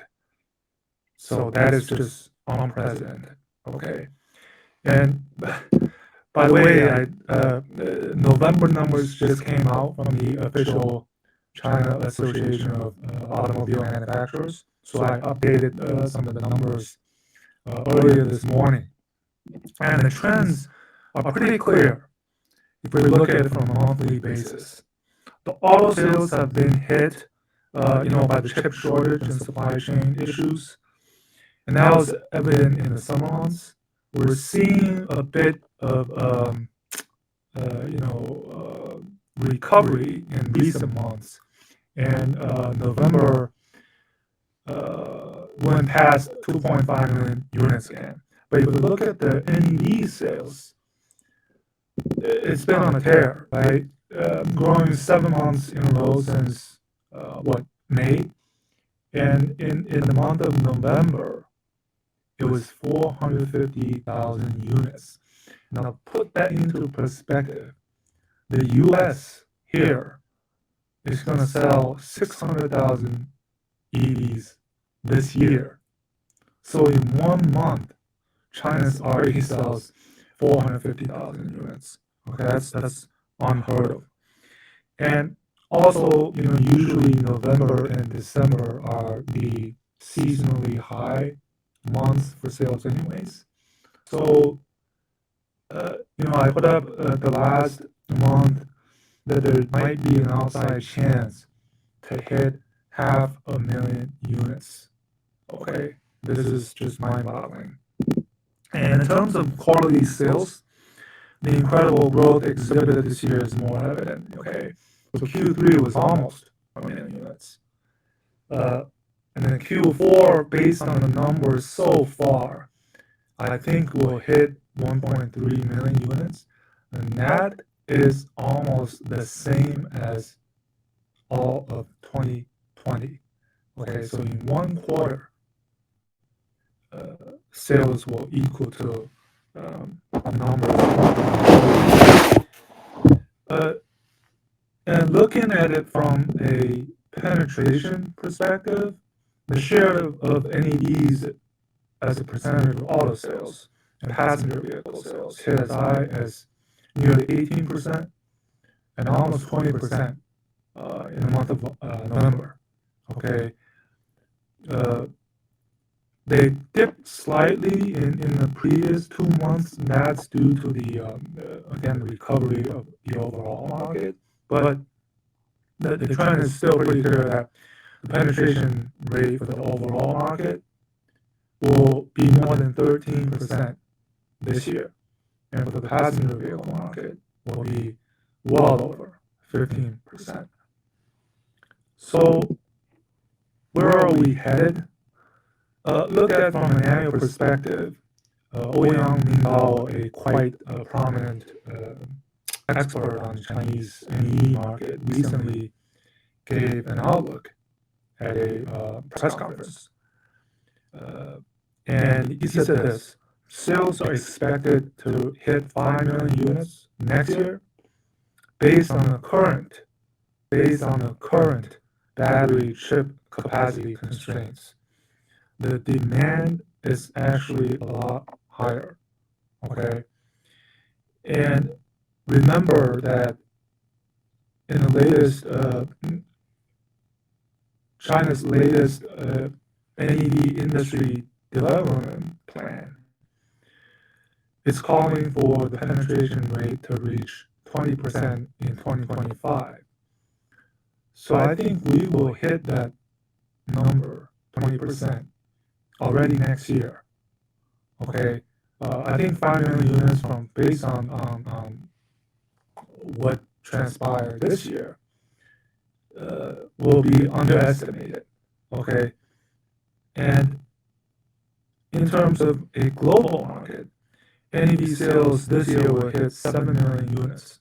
Okay, so China will account, roughly half of global NEV sales. And further out, 2025 expected 7 to 9 million units. Now, every number I'm talking about is shared by WIM2021. 17 to 19 million in 2030. And looking at another perspective, the number of NEVs on the roads will surpass 30 million by 2025, 100 million by 2030, 200 million in 2035, and 250 million by 2035. This is the forecast given by WIM2021. Again, just mind-boggling, okay? So that's a quick update of where the market is and where we're headed. Now let's look at the players, okay? We're shaping this market. So obviously, EVs, there are basically 4 camps of players that are vying for the market and trying to be relevant in the current transformation. And this is in no particular order. First is obviously the traditional foreign automakers, the Volkswagens, GMs, Toyotas, who've enjoyed years of dominating the market, at least in the traditional ICE segment. But they are facing a bit of a catch-up when it comes to the EV efforts. Okay. Then there are the traditional Chinese automakers, the Geelys, the BYDs, and the Great Wall Motors, and plus the state-owned companies, FAW, Dongfeng, SAIC, Chang'an, BAIC, etc. That's the traditional Chinese automakers. Then there's the Chinese, what we call the Chinese smart EV startups, led by NIO, Li Auto, XPeng, okay, who are really the pioneers in some of the business model innovations that we've seen. So, for example, NIO, battery swapping, they just hit their 700 station target today. Okay, they wanted to hit that number by the end of the year. They hit the number today.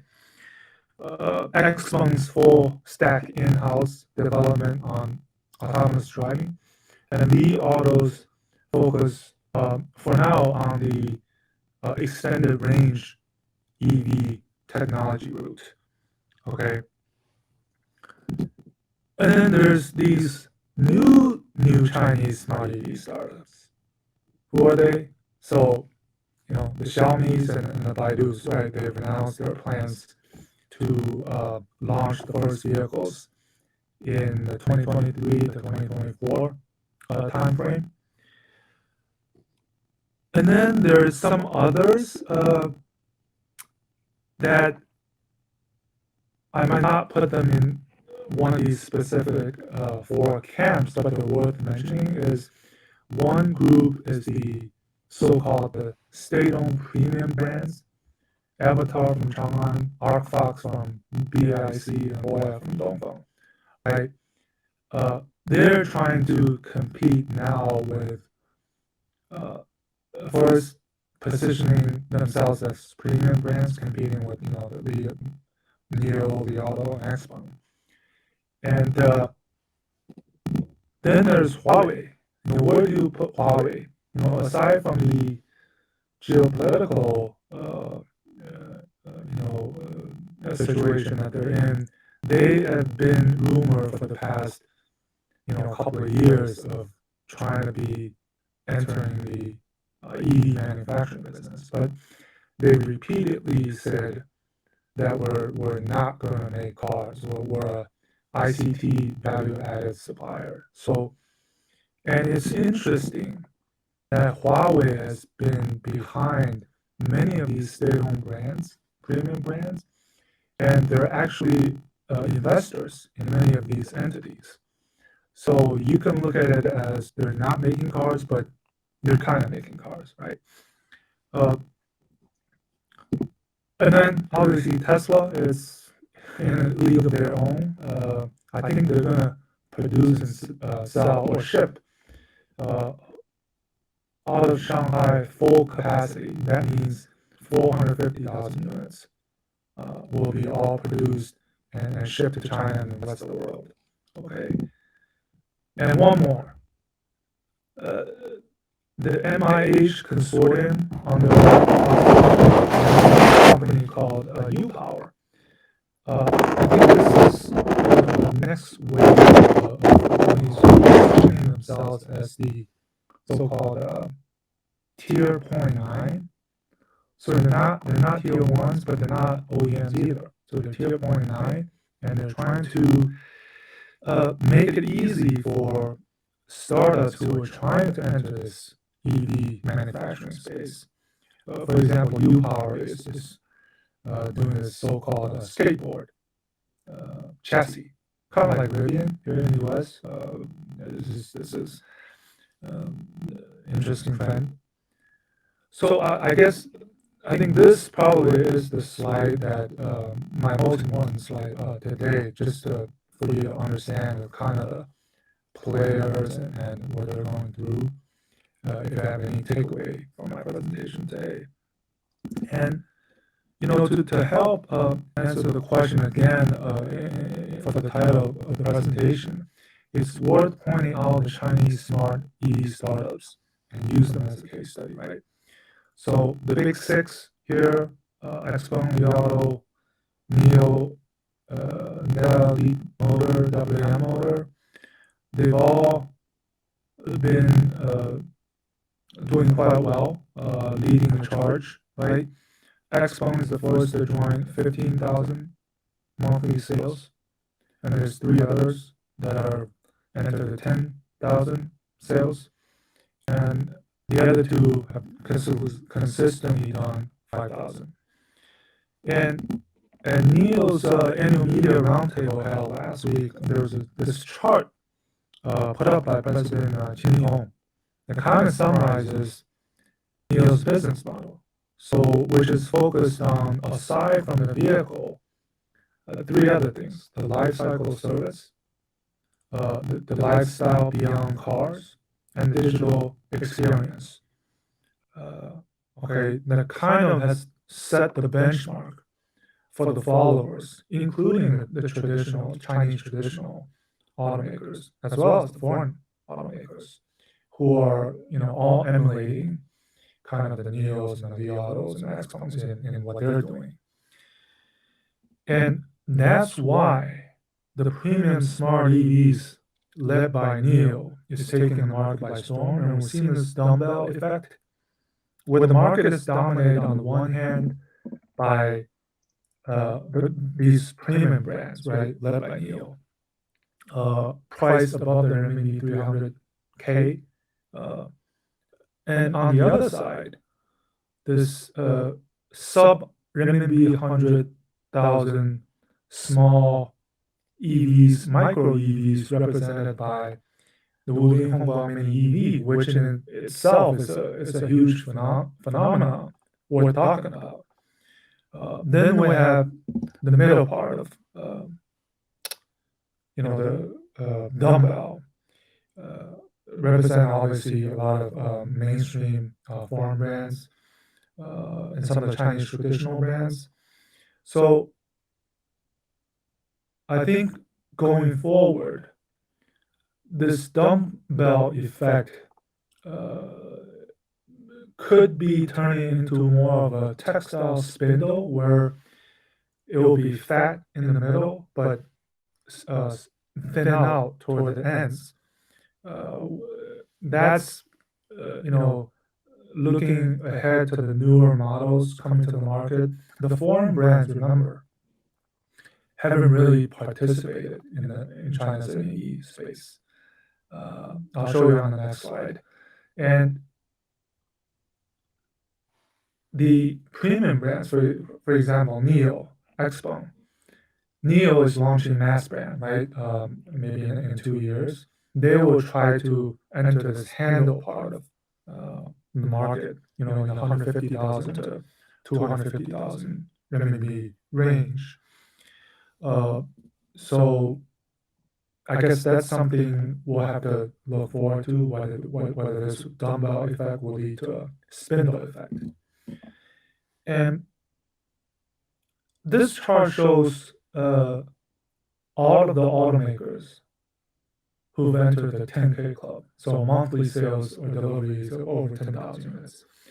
And the two takeaways is Tesla, again, it's on a league of its own, but besides Tesla, Volkswagen is the only foreign automaker listed on this chart. Okay, so one, the NEV market in China is still dominated by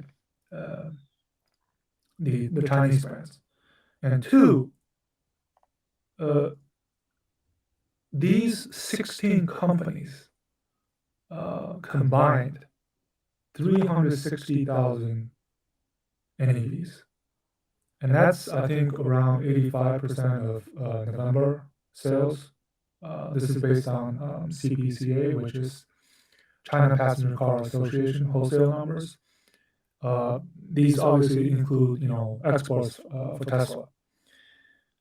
So there's another comparison of kind of how Chinese brands are really leading the charge for now. Okay. So we talk about the market, the players. What are the forces at play for NEVs to become those next smartphones? This was a recent number put out by China, which is 400 million users are connected to 5G in China, and that's 80% of the world's total. So basically, we have these, the current market, the target consumers who are buying these cars will be the young digital natives, okay, born in the post-90s, that are becoming the bulk of the consumers for smart EVs, and you bet they want to be continuing to be connected in their cars. And one of the evolution is coming or is already happening faster than anywhere else in the world in China is lighter up, right? This is appearing in more and more vehicles already launched, for example, the Xpeng P5 and other models launching next year and further out. They're being equipped on vehicles to make them safer and smarter in terms of the advanced driver assistance system. It will be a year remembered as LiDAR, and especially the emergence of these domestic LiDAR startups, which are all less than 7 years old. Okay, and this table is not an exhaustive list of all the upcoming models equipped with LiDAR, and this doesn't even include those already on robotaxis, right?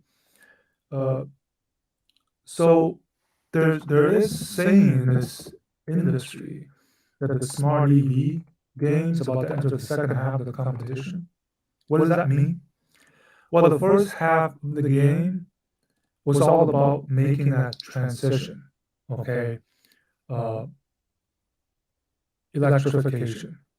I think this first half is pretty much done.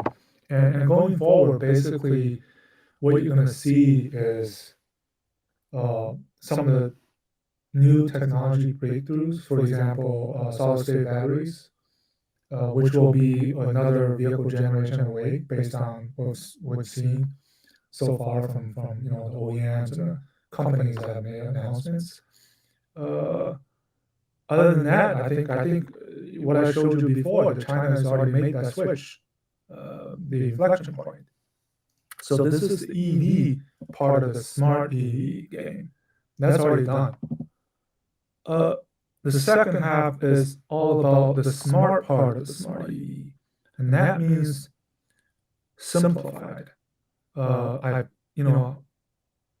such as the skateboard, right? A concept I mentioned earlier, and reducing complexity. We've seen this talked about by Volkswagen, right? The one cell, the one platform, Stellantis, which announced in their software day about simplification, complexity reduction, right? And then just connected, smarter, digitalized, and multimodal. For example, what Xpeng is doing with planning to launch their robotaxi and flying cars.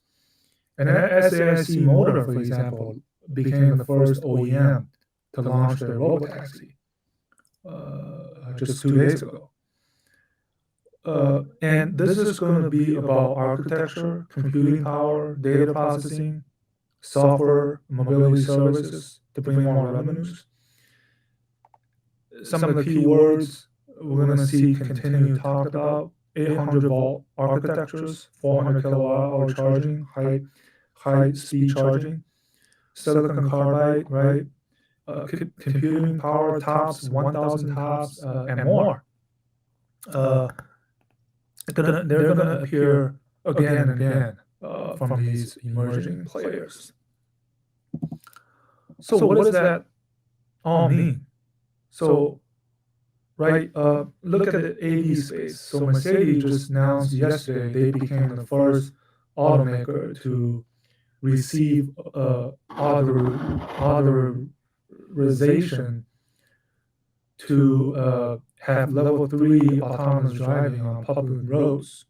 Okay, that's a huge milestone. And so we're transitioning from this EVs to EAVs. And another example, Xpeng is rolling out their city NGP, which is allowing level 2 advanced driver systems in city driving conditions. Right, that's another example. So this year we're making that transition from EVs to EAVs. And maybe by the end of the decade, starting from the next decade, they will be so ubiquitous that they'll just be known as Vs, vehicles. Okay, there's no more distinction, right? ICE probably is dead, so they'll just be known as vehicles. And for those of you who watch American football, I like to use the analogy of the 2-minute warning. For many of the players, if they're not careful, okay, there's not much time left to catch up and make that transition. And from the EVs to eventually EAVs. And if they don't do it, it's like a 2-minute warning for them. They'll be game over before you know it. So the market, the players, the forces, who are going to be the winners, right? Well, first they've got to have the speed and agility. You got to react and act very quickly to changing market conditions and customer behaviors. You need to have this total customer lifecycle experience management. Okay, again, going back to Neil and what everybody else is trying to emulate. There's a lot of vertical integration going on right now. Look at the battery space, right? Volvo just announced a deal with Northvolt to ensure battery supply. GM and Ford are doing that here in the US.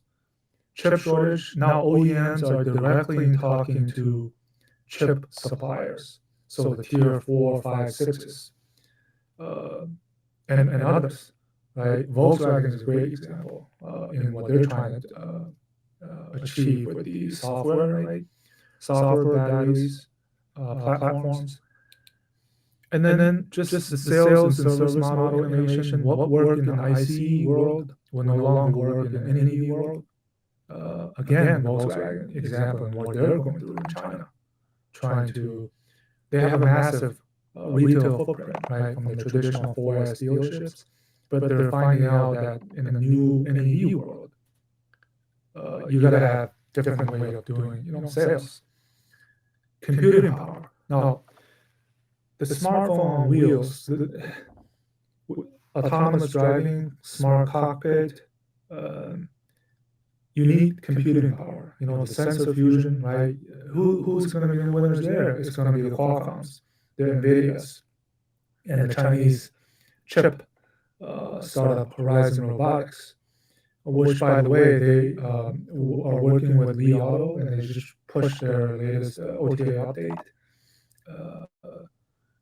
and trying to compete with companies like Mobileye. And then again, there's this hardware and software integration. Again, LiDAR will be an example. HMI, voice recognition, companion, every startup you look at, their cars will have these crazy features, okay?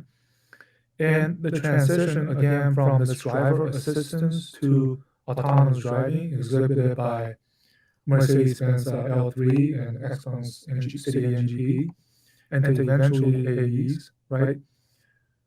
And the multimodal mobility players, the robotaxi, pure play companies like WeRide, Pony, and AutoX, and then the traditional OEMs like SAIC, Motor, and Xpeng, which are trying to enter the space to add revenues. So if you can do these, I think you'll be fine to compete in the market. So that's there you have it. You know, my conclusion is that though I can't definitely give you a yes or no answer to whether China's NEVs are becoming the next smartphones, but I think you can see pretty clearly it's on their way there, and the Chinese players are definitely leading that charge. Thank you very much for your time. Be sure to listen to my podcast. You can look for them on all the major platforms. You can contact me through these mediums listed on screen. And I guess that's it from me. If there's any time for questions, I'd be happy to answer them. I am engaged in the startup ecosystem here for quite some time. I've been working with several startups, mentoring entrepreneurs, running impact hackathons, and currently building a leadership development bootcamp that I'm super excited about. And it is my honor to be hosting tonight's panel. Thank you all for tuning in. First of all, I would like to give everybody a minute to introduce themselves. Chill, do you mind to start out? You're on top of my screen here. I knew you were going to pick me. Hey, everyone. Can read minds. Yes. Hey, everyone. My name's Jill. I'm Australian Chinese, but I was actually born and grew up in China and then studied in Australia for many years and then returned to China. So currently, I'm a social entrepreneur, building a social enterprise, advancing women in STEM here in China and also in Asia. So I'm looking forward to a very fruitful conversation with my fellow panelists. Awesome, thank you. And as we have two beautiful ladies here, Olivia, if you don't mind going next, that would be great. Sure. Hi, everyone. My name is Olivia Plotnick, and I'm from the US. I've been living in China for almost 7 years now. I'm normally based out of Shanghai, and I founded a social media marketing agency about 2 years ago. So we work with startups and small to medium-sized brands developing their social media strategy and content in China. So I get to work with a lot of founders as well. And I'm also involved in several nonprofit communities in Shanghai, which have just been a blast to be a part of. So I'm excited to bring all of that experience to you today in this chat. Amazing, thanks for the intro. And Kevin next. Jonas, with these awesome glasses you're wearing, you don't need to hide behind Jill and Olivia, so no worries. For me, I have been here for 3 years, more or less, and I'm German-Polish. I have been working with Xnode for the past, let's say, 2.5 years, helping startups to enter China and also Chinese startups to grow, to connect with local corporates, and then started angel investing a couple of years ago. And as I said, I have ended my journey with Xnode actually 2 weeks ago. I will stay on, kind of like an advisor and work with Xnode in the future, but right now I'm focusing more on angel investing, and I'm actually also leaving China. So in 2 weeks, I'm going to leave China and going to embark on my investing adventures in Europe. Wow, that's a big announcement here. I guess we're one of the first to hear. I was already worried that you might not come back when you last went to Germany. So excited to learn more. But for now, we're focusing on foreign entrepreneurship in China. That is our topic tonight. So I first of all would like to ask you also round robin, what's been the highlight of your entrepreneurial journey in China in those last couple of years? Jill again, if you don't mind. No, I mean, I think for social entrepreneurship in China, I think it's still quite new here. So building a social I would say enterprise, it does actually basically introducing a new concept. So it's not easy, especially you are actually doing a work on changing people's mindset, right? Especially when you say, okay, if you want to do a digital transformation for a large corporation, again, change management. How can you change people's mindset on focusing on ESG? We call it environment, society, and governance. Which now I see more and more Chinese companies are paying attention to this. So I guess the highlight is really to see. I'm very happy to see more and more companies are looking for sustainability growth.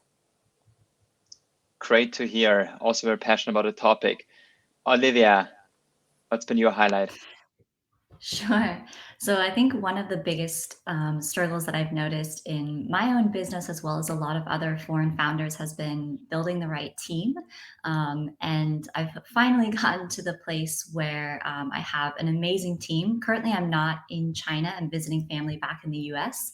And my team is running things, on their own from Shanghai. So that's a really huge achievement for us as a team and as a company and to grow.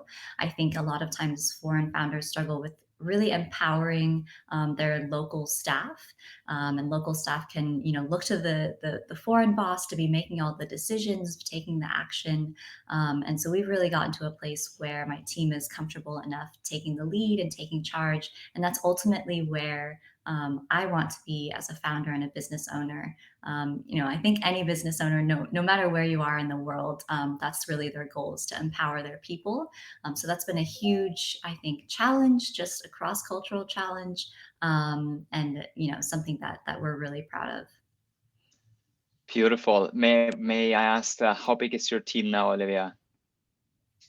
We have 5 people currently on the team. So we have an array of account managers and copywriters and graphic designers as well, who actually are all women. So that's a really fantastic, environment and setting, and glad to see these young women empowered as well to be making their own business decisions.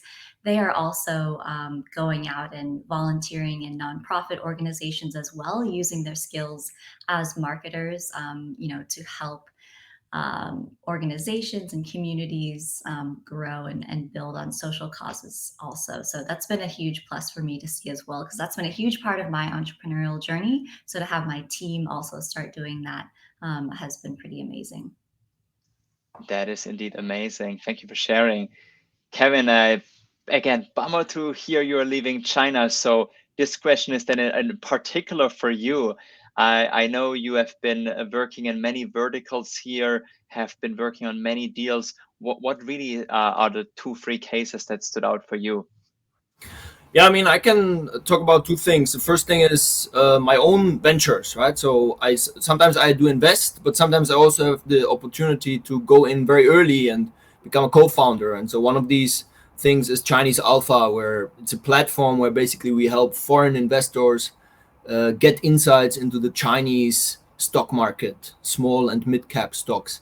And I think the one thing that I would like to highlight is, we have 7 people on the team roughly, and some of them are in China, some of them are outside of China. The beautiful thing about China, also me reflecting on this time I spent here, is you kind of get this attitude of everything is possible. Because in China, you always find a way. And all of us, I think, know this feeling that in China, a lot of things are very difficult, very complicated, but somehow you always find a way. And I think that helped us in our venture, helped the team, even people who are outside of China, kind of got this attitude. We will find a way to make it work. So that's beautiful. And then, of course, in my role at Xnode, where I helped a lot of entrepreneurs start up and find their way into the Chinese market, I'm always impressed by the resilience of foreign entrepreneurs who are still trying to make it in China. Because let's make no mistake about it, China is such a difficult market, but it can be so rewarding if you make it. And so I always had huge respect for, some of the Russian founders, for example, some of the German founders, some of the Singaporean founders that we worked with that kept grinding away in the Chinese market. Indeed, and that brings us to the next question about obstacles that you have been facing yourself, or again, ventures you have been involved in. Kevin, if you don't mind to continue there as you just left off, what's been the biggest obstacles, and what could you do to help the portfolio companies overcome them, or in your own venture working in Xnode? Yeah, so again, two things. The first thing is hiring. It's just incredibly hard to find good people. China is, supposedly we have 1.4 billion, 1.5 billion people here, but still it's super tough to find the right people. If you're looking for engineers, it's tough. And if you don't have a war chest of a couple of million RMB to pay these people, 50, 60, 100K RMB per month, then you're going to have a hard time. And so that's what we have faced with, a lot of startups. How can you overcome that? I don't think there's a magic formula. You need to be plugged into the ecosystem. You need to talk to as many people as possible. You need to, especially when you're a foreign founder, you need to kind of convey, trust, convey that you kind of know the market, and it's probably a good betting on your startup if you're the CEO or the founder. So overall, that's something that I've encountered many times. And then the second thing, as I said, I kind of already alluded to it, is if you're a foreign founder, talking about foreign entrepreneurship in China, you have kind of you just have a cultural barrier to overcome. You probably have that in any market. You also have that in China. So a lot of entrepreneurs I talked to, they had the kind of the mindset they're going to come here, easily raise millions in funding, and then get their product started. That's obviously not how it works, and it's a very tough journey. You need to be on the ground, and need to most of all, I would say, be very humble and willing to learn how things are being done in China, because they're being done very differently. Exactly, yes. But while we don't have that mindset or understanding, it's incredibly hard to raise money here as a foreign entrepreneur. Maybe even the toughest mature startup ecosystem market in the world to come in as a foreigner and raise money. We've seen all these funding statistics years ago that driven a lot of people here, but it needs a deep expertise, network, and understanding. I think we all agree on that and see many cases.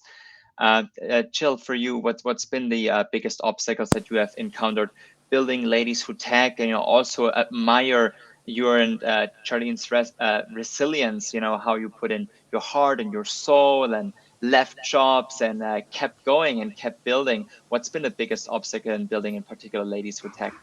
Yeah, I think I go back to Olivia, yourself, and Kevin. I guess maybe it does. I think it's relatively easier for me to do things here because I was born and grew up here in China. But then again, I go back to what Kevin said. One thing, the challenge is in China is it's not one market, right? So when you're trying to rolling out even one mindset, but you have to really do things very differently. So now we are actually located in 13 city chapters. So actually I'm not, I usually are based in Shanghai, but now I'm in Kunming. If some of our audience not familiar with China, Kunming is one of the capital city in south part of China, which is right next to Laos. So it's extremely different when you're trying to do things here. The mindset is completely like you're actually doing things in another place, right? So this is one thing. And secondly is how can you keep going and pushing when you're trying to really doing things, changing a mindset, because you don't really have a benchmark to reference to. And then this is something that that we have been doing. And can you imagine, time flies. We have been doing that for the past 5 years, and I haven't paid myself for the past 5 years, and I need to do other consulting projects or other things to make a living. Obviously, you mentioned, right, used to working for a large corporation. You're living in a quite like a bubble living lifestyle, right? And now you have to really living in a startup lifestyle. But the good thing about China is you can live in a quite economic, what do you call it, a more economic way. Like you still can live cheap, but you still can survive. So that's the second thing. But third thing from my observation is before COVID and after COVID, I think the environment for entrepreneurship here is getting, I would say, tougher and tougher. So I think, if you really want to come to China, I think now the language, if you want to do it well, I guess you really need to get yourself to be able to speak the language. I think for those ones who really can stay and then survive and doing well, then they absolutely definitely have a value to the market and they can stay. So those are the top 3 things that I want to share, for whoever is interested in Chinese market. But I think, in the end, if you're creating a value, I'm sure you can be successful here. But it's never easy anyway in any part of the world. That's right. Nowhere it is easy, right? Olivia, how about for yourself? I mean, it's also been a 2+ year journey. Right now, the team is ready to be empowered, take things on their own. What's been the biggest obstacle for you? Yeah, I think I'll just share, one anecdote and really related to what Kevin was saying about how it's very difficult to find, the right people. It's very difficult to hire in China, and from foreign entrepreneurs often have a very different mindset. It's very different culturally. And I think a lot of foreigners expect transparency. So when something goes wrong or if someone on your team doesn't understand something, we usually expect people to tell us that or to say that. But in Chinese culture, you find a lot of your teammates, if they don't understand things or there's an issue, that it's not often raised to the boss. And so we've worked with some startups who have a foreign founder with a Chinese team, and we liaise mostly with the Chinese team, and we have found that their team has an array of problems and issues that really should be, getting brought to the founder, but they're not, just because they don't want to bring these problems up. They're too afraid to speak out. And so it's, bringing a whole host of issues to the decision making. And it arises a lot when, the foreign boss doesn't really understand the landscape well. So in this instance, the foreign boss was making decisions about sales numbers and marketing numbers, and they were implementing those down to their Chinese staff. But they didn't really understand the landscape. They didn't understand how they got those numbers. They were just basing them off of, what it should be back home or their ideas.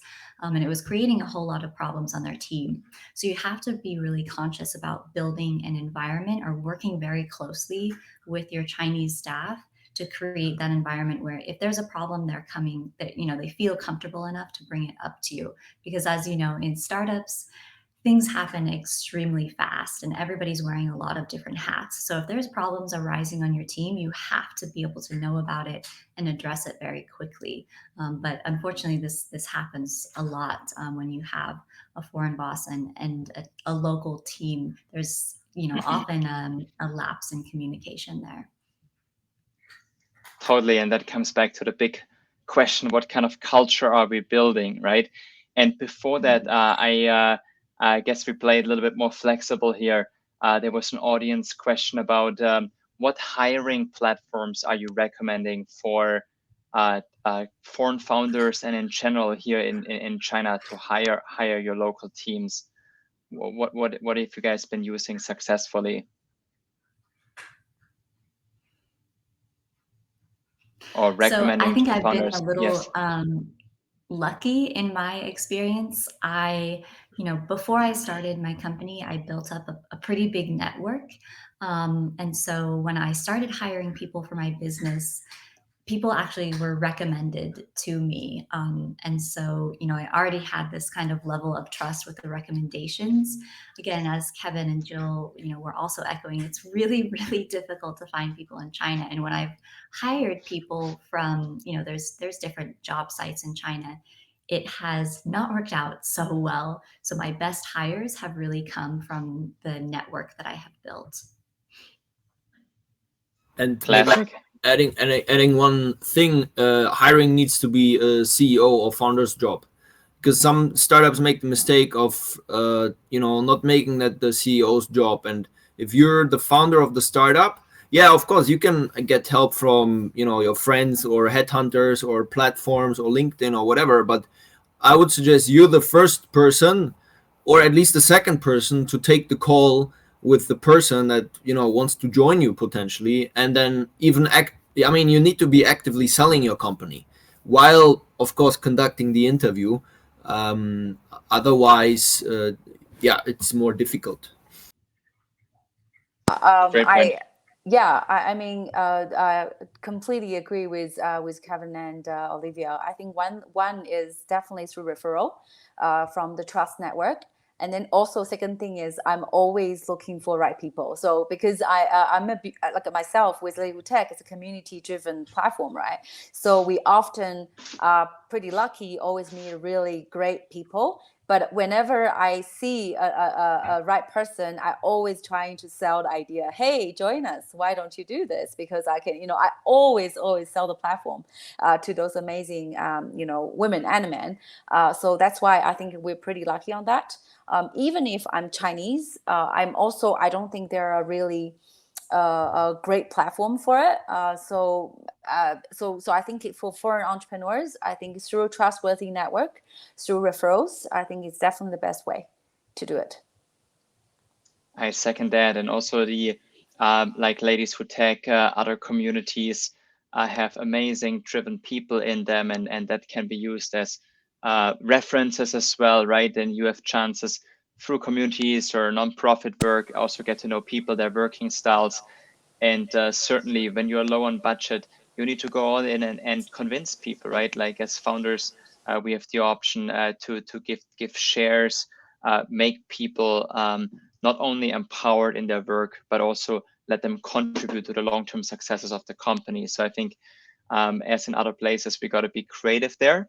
And I myself was interim head of recruitment for a gaming tech startup, about 180 employees at a time. And we used basically all platforms, but for certain roles, we also had to go through headhunters. And there we said, let's go exclusive, have 2 headhunters, not 10, right? And have rather close relationships with them, that they understand our need, right? That is one of my suggestions. And we have been actively running events for communities and just trying to build that employer branding, right? I mean, obviously 180 people and 5 people startup is very different in terms of resources. And so it depends, but early on, a founder got to make all the hiring decisions, at least my opinion, first 10, 20 hires, second Kevin there. All right. Besides these recruitment platforms or questions, my next question for you all is about resources. What let's say we simplify here, what one resource has been most helpful for you guys? It can be a mentor, an organization, a government entity, an accelerator. What's been that one resource for you guys? Who want to start? I mean, I'm obviously extremely biased, right? I would say Xnode is a good resource if you're a startup, a foreign startup looking to enter the market. But I will also say that, you know, other accelerators like, you know, we have Plug and Play, we have China Accelerator, there's Tech Code, and so on. So there's an incredible ecosystem of players that are trying to help foreign entrepreneurs break into the Chinese market, or existing foreign entrepreneurs grow in the Chinese market. And I suggest starting with those. I also suggest using LinkedIn, as long as it's not you know, banned yet in China, which I think is going to happen towards end of the year, which is a great tool to, you know, reach out initially to people on the ground in the cities that you're interested in. And in my humble experience, a lot of the Chinese people that I texted when I, you know, 5 years ago, 6 years ago, was trying to, you know, explore the Chinese market more, were very open to, you know, having a quick call, exchanging some messages. So that's what I would suggest. Awesome. Thank you, Kevin. Who want to go next? I think all of the resources that Kevin recommended, I have used all of them, and I think they're very, very helpful, especially for entrepreneurship in China.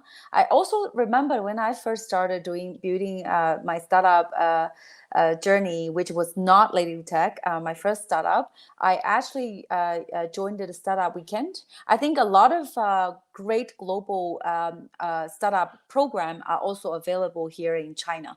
So if you're looking for the keywords, I'm sure you should be able to find related society or even startup grind. I mean, you know, they're very active here in China in all different cities. So this is one. And secondly is, of course, I'm also a big fan of LinkedIn. And it does really help me to attract a lot of, especially the large corporate resources. And third one is mentors for sure.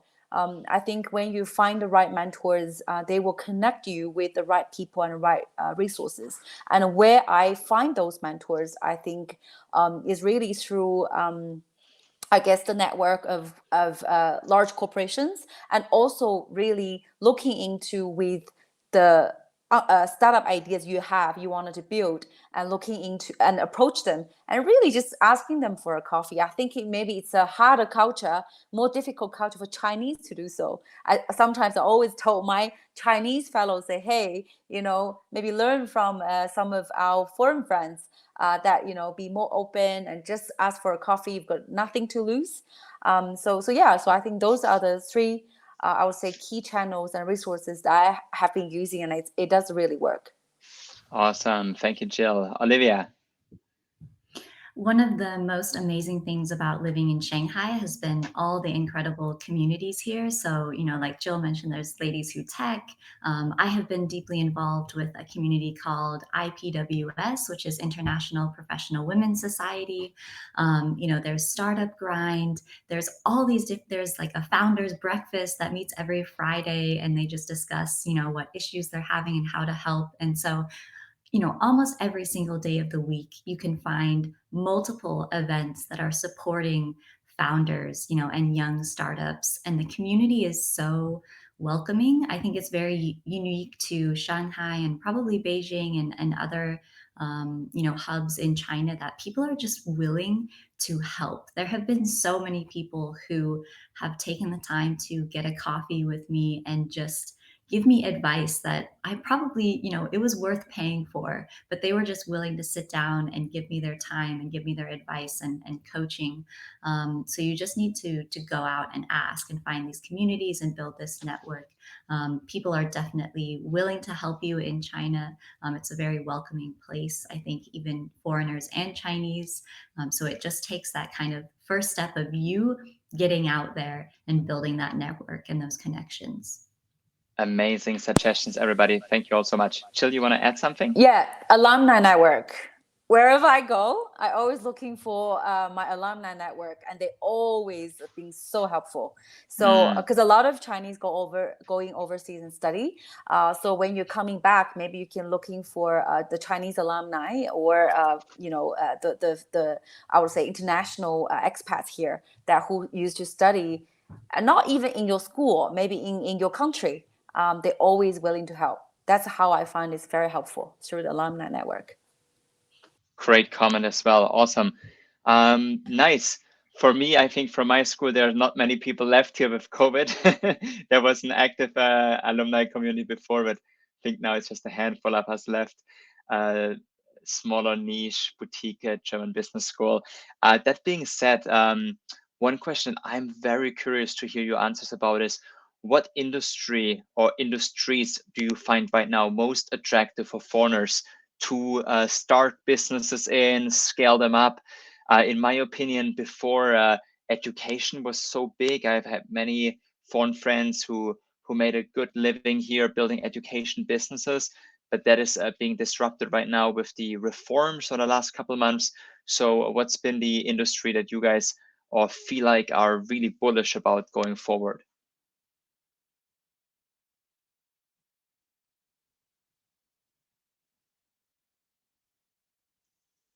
Feel free, don't be shy. Anybody can start. Jill, you have the biggest I'll smile. just jump in with Okay, a Olivia. suggestion. I think sustainability is becoming a lot bigger in China. We have dealt with a few startups who are, have foreign founders and going in this area. I wouldn't say it's as big as in the West as it is right now, but it is starting to become kind of top of mind in a way for a lot of Chinese who are living mostly in first and second tier cities, which means, the bigger cities in China like Shanghai, Beijing, Shenzhen, Tianjin. So it's becoming kind of like the tip of the iceberg. People are starting to care about the impact on the environment. So you have, sustainable household products. You have things like plant-based foods. All of those are really starting to become popular in China, which I think is, a little bit behind the West. So you have foreigners who have had the experience with these types of products in this industry in other markets, who can start to bring their learnings to China. I think it's going to be a very exciting time. The government is behind making making this bigger, making sustainability more top of people's minds. And we know that in China, when the government is behind something, or the government it's part of their 5-year plan, people get on board. It happens very quickly, and mass adoption can really take off. So I think that's an exciting industry to be a part of. If you have experience in that, in any realm, that is something that I would be interested in, and that I would say is starting to boom right now. Totally. Yeah, so I think I'll just add on top of what Olivia shared. I think one is because China is really what do you call it, the political economy here. So if you follow the 5-year plan, you literally really know what's the opportunities there, right? So you can really looking at which is available online. You can looking at the industry or the areas that you think that you can contribute or you can value add. That's one, right? And secondly is with the sustainability, which I absolutely agree, because that's where I think it's more advanced.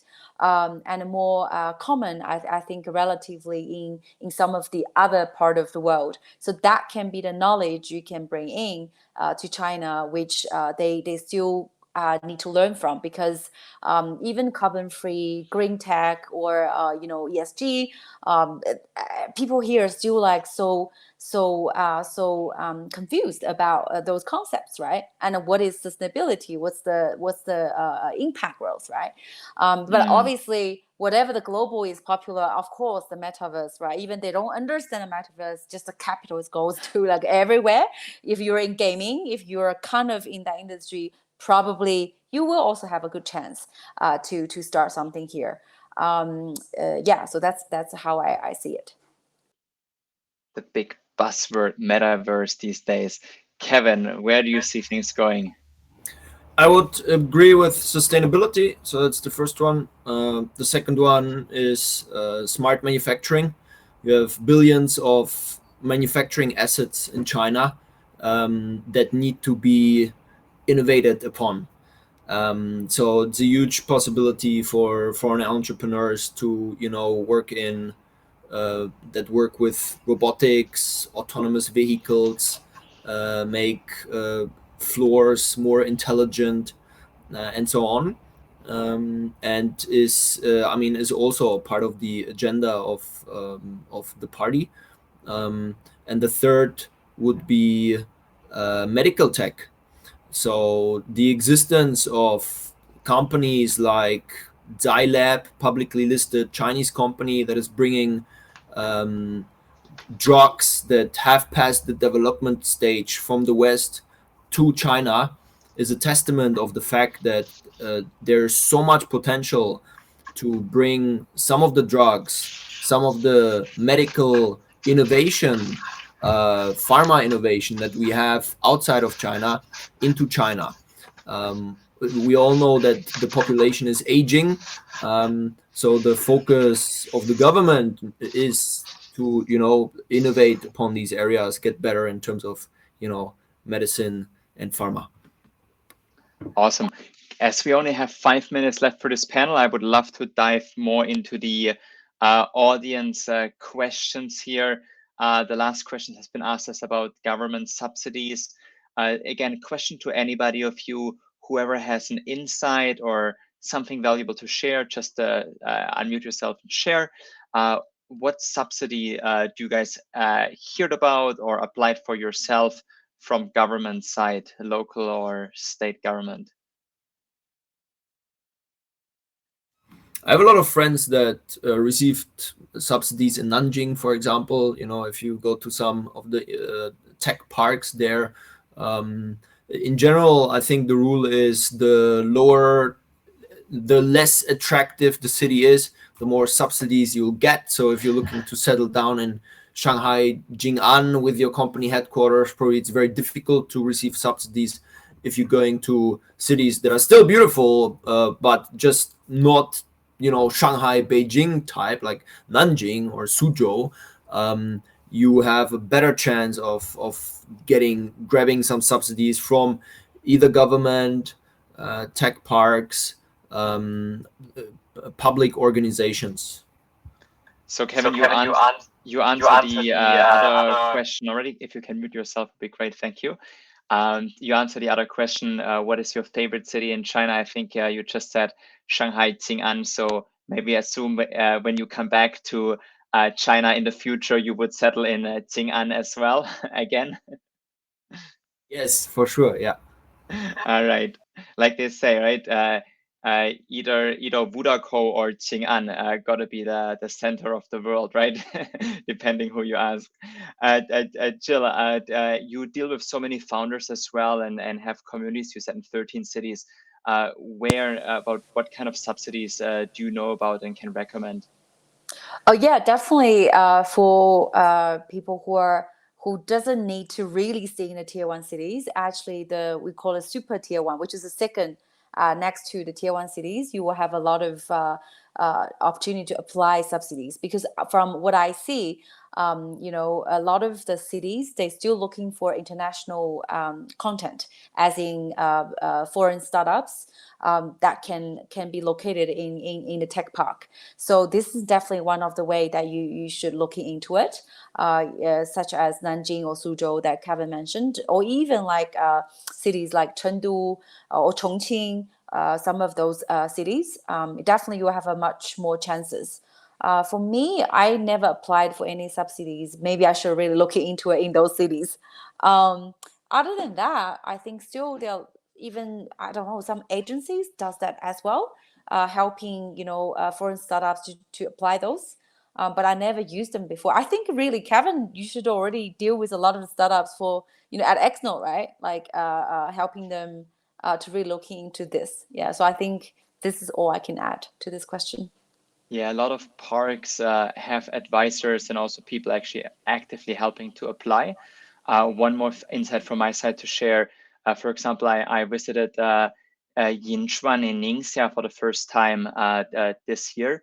And these really under the radar cities, when they hear some foreign enterprise want to open shops there, right?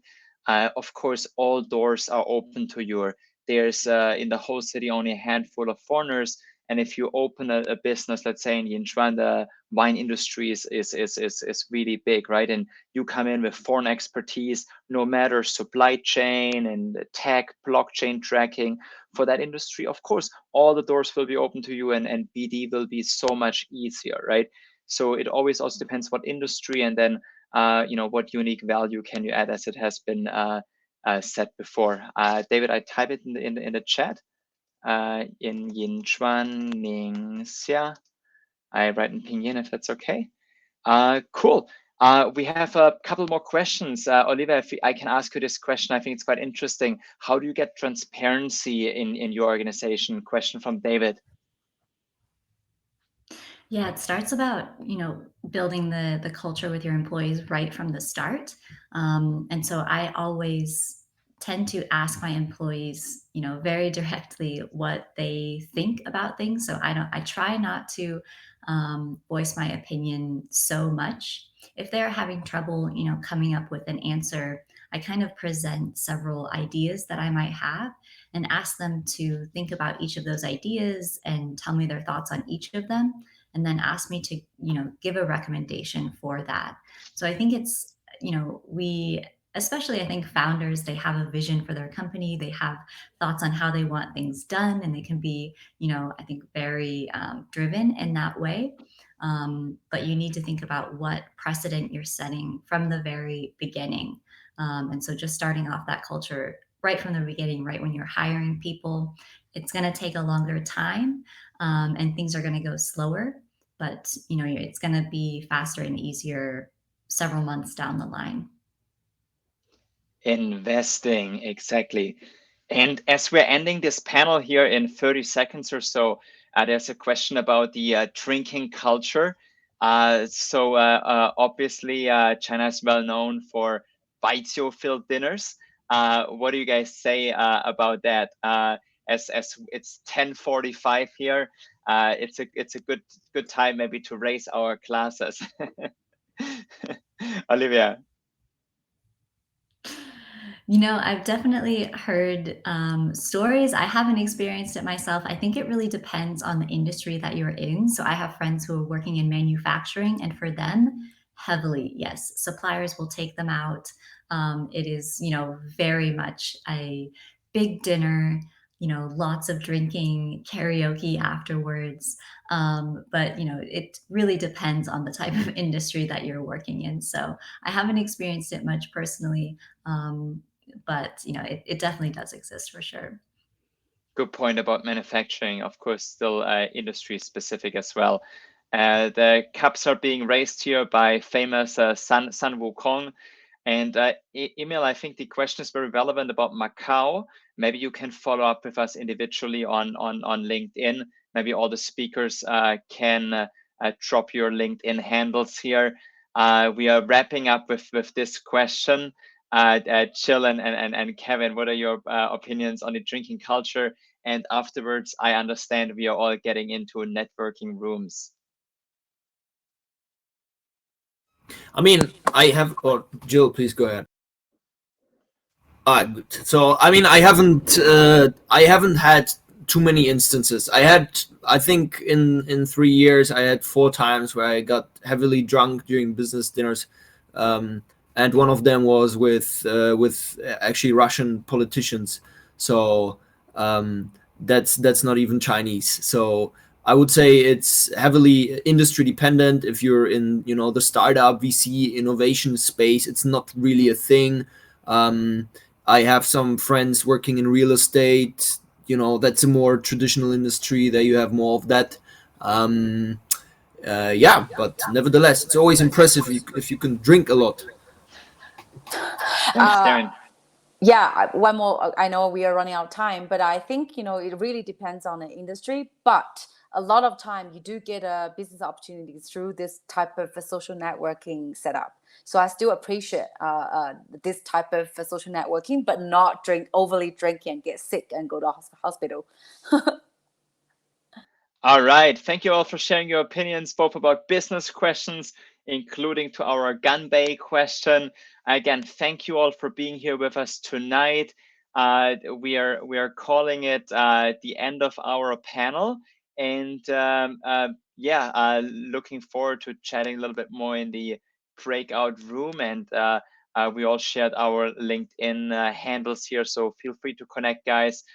Wish you all the best, and for those of you who choose to bring their entrepreneurial ventures or the ideas to China, don't hesitate, just do it. There's still opportunities out there. Find your circles, find your network, find your mentors, your advisors. If you can get into one of the accelerators or landing pads, go for it, because it is a complex market, and find Chinese friends, advisors, key staff that you can really trust and work closely with, because you will need all those local insights. So thank you all again. Have a wonderful night or good day wherever you are. Bye, guys. Thank you all. Jill, Kevin, Olivia, great to have you on. Bye-bye. Great host.